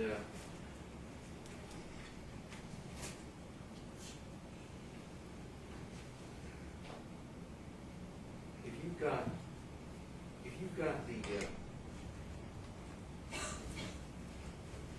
again, if you've got the MDB file, and we talked about this analyzing patterns, is that useful for physical hacking, like we think of getting in and changing something on the server, or is that useful for the type of mayhem that we're talking about, or both? Well, it certainly could be useful for both, but again, I'll restate that a part of the responsibility of stewardship of these files is to be cautious, to err on the side of caution and protection of the assets, rather than to do a superficial review and jump to the conclusion there can be no harm of this. And I think we see numerous cases in election administration where what appears to be a good idea at the time comes back in hindsight with consequence. That's all I have, Your Honor. Judge, could I offer it, I would like to offer that exhibit, the California study. I think it would be useful for these issues. It was released by the Secretary of State's office in California. Objection. Objection, Your Honor. That doesn't fit in within the hearsay exception. I'm not sure that's been established as a learned treatise, but even if it has, it cannot, under our rules, be admitted into evidence under the hearsay exception. What's the response to the hearsay objection? Yeah, I'm offering it because it's a report issued by a governmental entity at their request, looking at that topic matter, and that it's reliable and useful. In that case, there's no foundation. What would be the foundation? If it's being offered under the government document exception, is there a question as to the authenticity of the document? I don't know that it was created by any governmental agency. I don't think we've had any testimony to that effect whatsoever. Let me see the document, please. I'll do my best.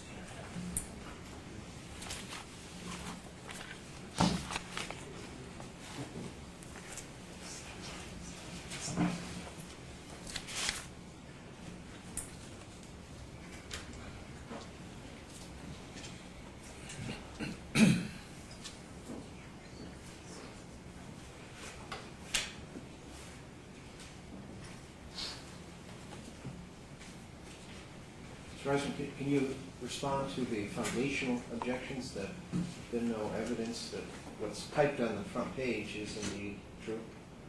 Yes, Judge, I believe that this type of thing is, I believe it's self-authenticating. I downloaded it on the internet, so it's the best I can do. It must be It's true. from the Secretary of State website. I'm going to sustain the objection without prejudice to you to provide me with the additional authority that you say is out there in terms of either a URL for the Secretary of State's office or something else that shows its authenticity. Thank you. So we would verify that the installation that the vendor provided for the county was in fact the same system that had been certified. So initially it was at a testing level.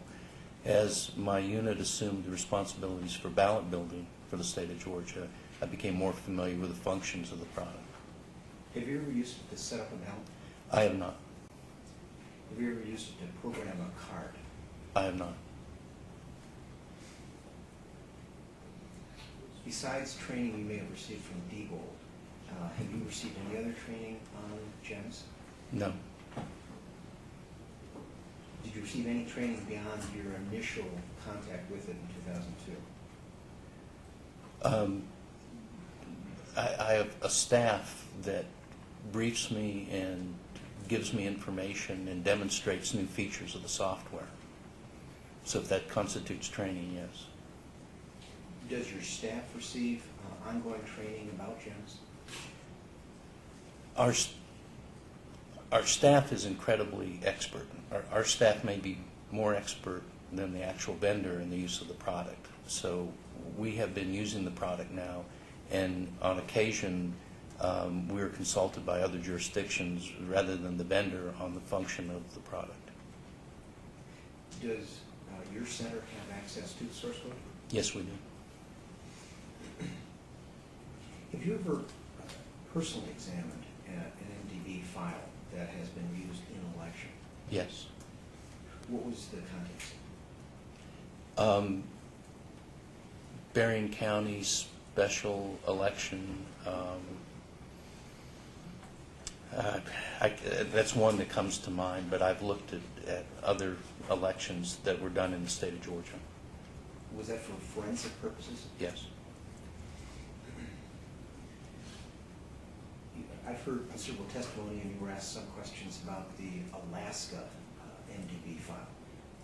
Have you ever had the Alaska MDB file in your possession? I have not.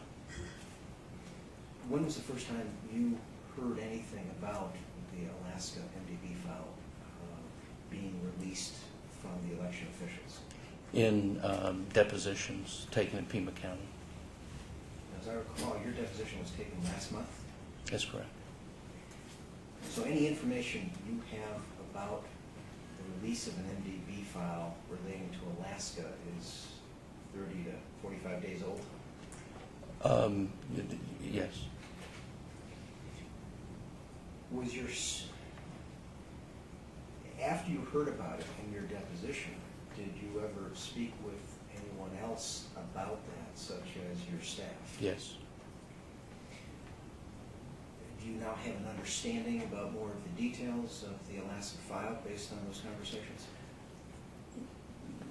Well, the MDB file is fairly uniform from version of GEMS to version of GEMS.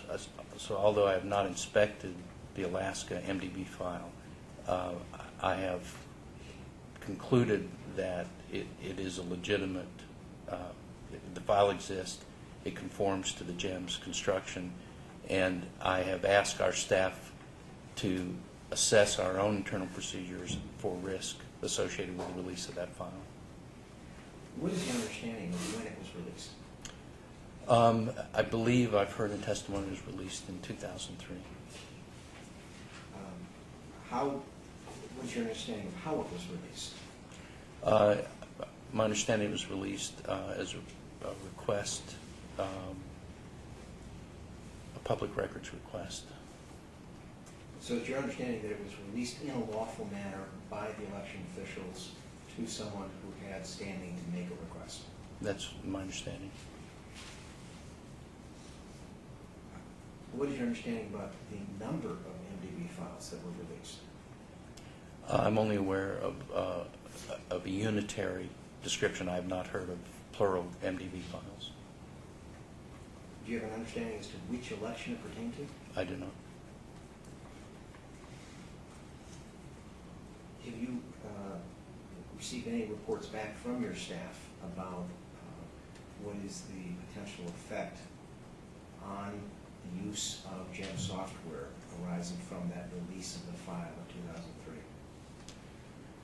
We discussed how our own internal security procedures, whether they're in place, whether they're functioning properly, and whether it poses risk to the version of GEMS that we're using, whether we've heard of it being circulated in the state of Georgia. Was your staff aware that that an MDB file had been circulating for at least 4 years? They had not indicated that, no. Would you have expected that if there was a major security breach caused by the release of that file, that your staff was, as you say, expert in terms of GEM software, that they would have come to their attention? Not necessarily. Our staff is focused on election support in the state of Georgia. They usually are not charged with the responsibility of monitoring national events. I think the vendor often is tardy also in informing us of events relating in other jurisdictions also.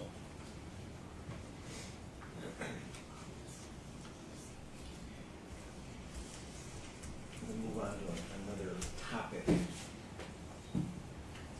The parties have provided me with a set of facts that they believe are relevant to this case and for which both of them agree.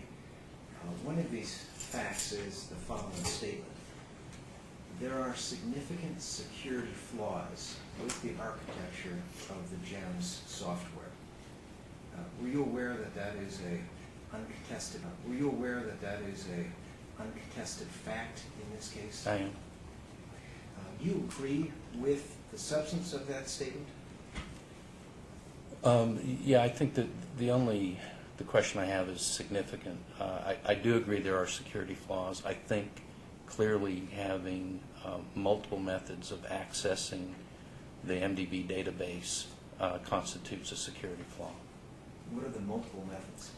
Well, through gems, through access. And I guess by extension, if you loaded it into another product capable of accessing an MDB file, Excel, for example. What is the security risk of having access to the MDB file from Access software? Well, from a design perspective, normally what you want is a single point of entrance and a single point of exit on any piece of software. And that way you build your security around those single points. When there become multiple points, then it raises the question, do you have adequate security procedures to mitigate what the other software products can or can't do to that product, to the database? Were you present when the professor from the University of Arizona testified about his examination of the Alaska file? I was. Do you recall his testimony about how he was able to substitute a password using some kind of insertion from Access to create a password that then would be accepted by GEMS? Yes. Were you aware that that was a technique that you could use to essentially disable the password that was GEMS created and use one that the possessor of that file could then use to open up the GEMS software and that particular file? I've read that.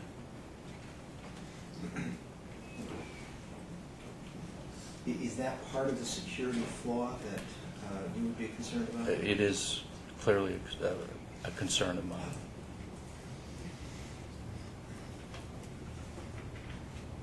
Now, I assume that at a fundamental level, you're not suggesting that the entire contents of the MDB file need to be kept secret. I would, if I understand your question, I would not have an issue with the release of the information contained within the MDB file that does not have a security implication. My objection is about the architecture of the file. Okay. I thought I understood your testimony. I need you to provide some detail of the difference between the release of the architectural structure as compared with the data in the file itself. And just for the purposes of our record, part of the data that has to be released is, for instance, the vote tally. Certainly. Okay. What do you define as the architecture of the MDB file that should not be released without increasing the security risk? Well, when we talk about the architecture of a database, we talk about how the components are defined and how the components are interrelated. And if I may give an analogy, this courthouse building, for example, I think all citizens need to understand what is contained within this building, who works here, their names, their offices. But to reveal the as-built architectural plans of this building, which would reveal judges' private entrances, locations of sprinkler cutoffs, etc., revealing the content and revealing the architecture are two different concepts. They're interrelated, but there's information contained within the architecture that describes how you can manipulate or access it more easily than just revealing the contents of it. So things like the table names, the field names within the tables, the indexes that relate the tables to each other, the SQL queries, those things can give insight to somebody launching an attack against the system that would not be derived from the information that's normally released from the database, such as vote totals and outcomes of election. Along that same line, are you familiar with the term metadata? Aye. What does that mean? Well, in a lexicon sense, meta means above, so it's data about data. And in a database system, metadata is also referred to as the overhead information. It describes information about the database, how it's related, how it's constructed. And it is, as we testified earlier, databases are complex objects, and they contain lots of things besides what typically users would see, which would be the data. Microsoft applications, which include the Access program, typically contain quite a bit of metadata. Is that correct? That's correct. So it's not just a issue of the, as you say, the data about the data for a relational database, but it also exists for something as simple as a one-paragraph document that's created in Microsoft Word. That's correct. There's overhead with every file. Have you ever heard of the term or the concept of scrubbing the metadata before a file is transferred? I've heard of the concept. I'm not sure I could give an example of it. Okay. There have been news reports, for instance, of documents that have been placed onto the web that contain not just the final document that the author intended to be published, but also contained quite a bit of information about how the document was created. For instance, edits, number of times it had been printed, who had worked on the document. All of those types of information wouldn't be immediately printable, but if someone had the capability of looking at the metadata contained within that document, could learn quite a bit about how that document was created and the process that was used. And there has been increased emphasis on scrubbing the metadata, so just the information that's intended to be released is in fact released. Are you familiar with that generally? I'm familiar with that as a concept. Again, I've not done that nor seen it done, particularly in an Access database. Are you familiar with it in another context, whether it's a PDF context or something else? Again, the concept, yes, but not the implementation. Well, part of the reason I was going through all of that foundation is that I need to ask you whether there is a similar capability within the GEM software as to scrubbing certain aspects of the MDB file such that it would allow the release of the file but not compromise the security for architectural reasons.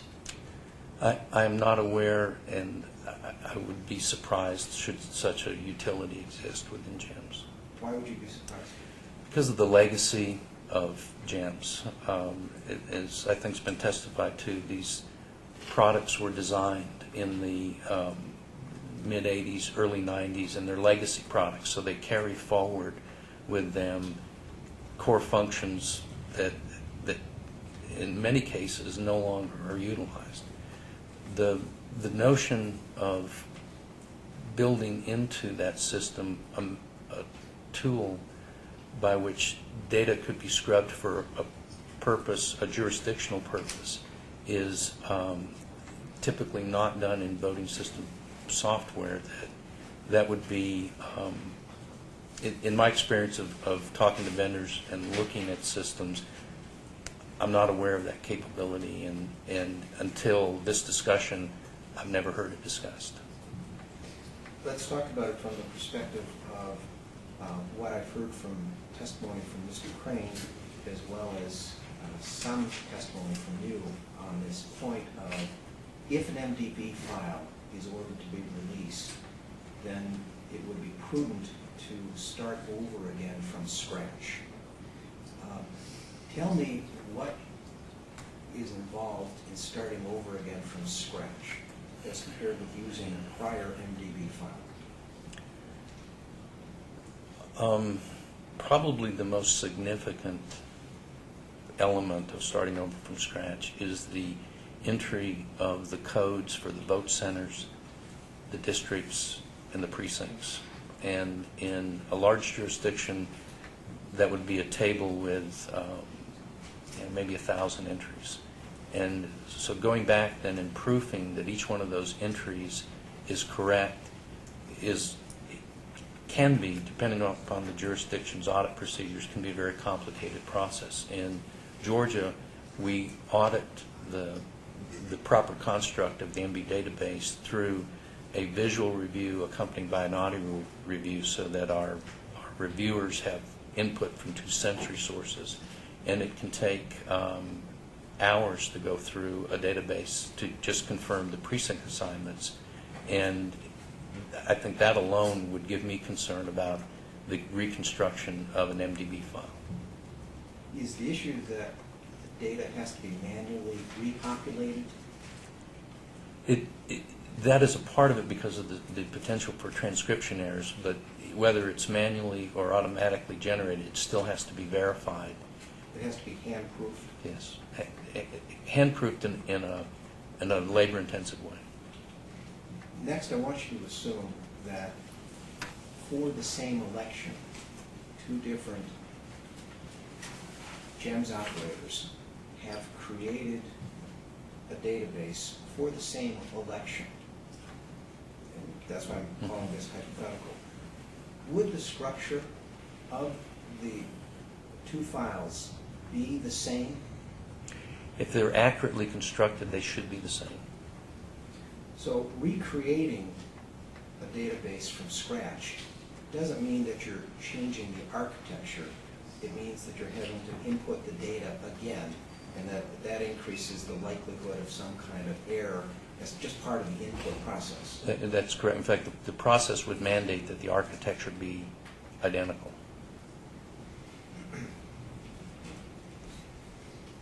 To use an analogy from building a house, if you had to start over and build a second house, but within the same specifications of 3 bedrooms, 1 bathroom, the rest, you'd expect the houses to look the same, but you just have to do it again and assume or hope that the houses looked identical at the conclusion of the process, even though 2 contractors built the houses separately. That's correct.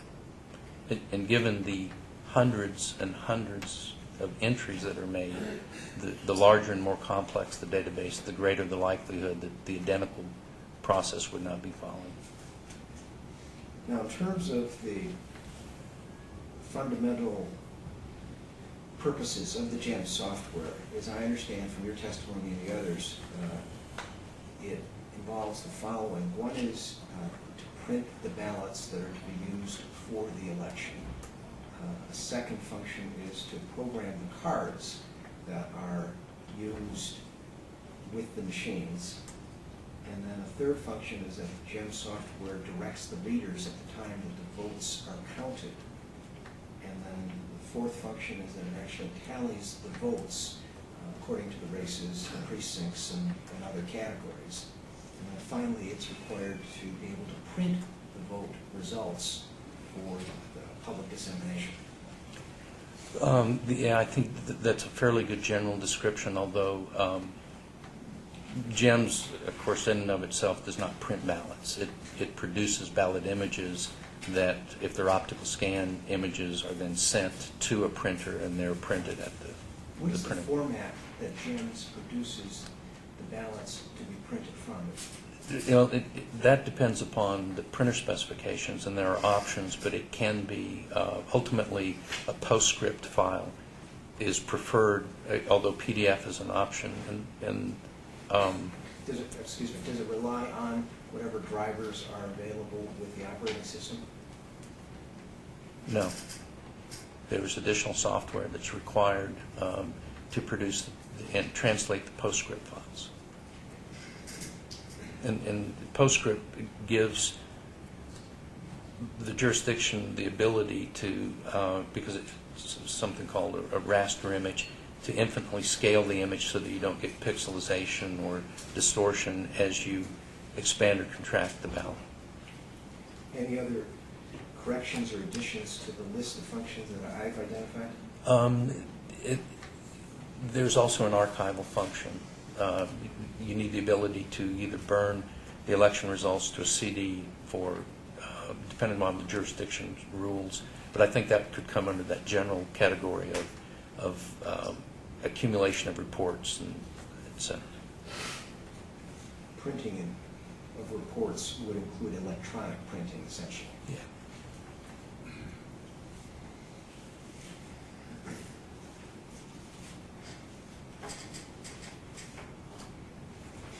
Thank you, Professor. Okay. Counsel, do you have questions based on my questions? I have a couple, Judge. Go ahead.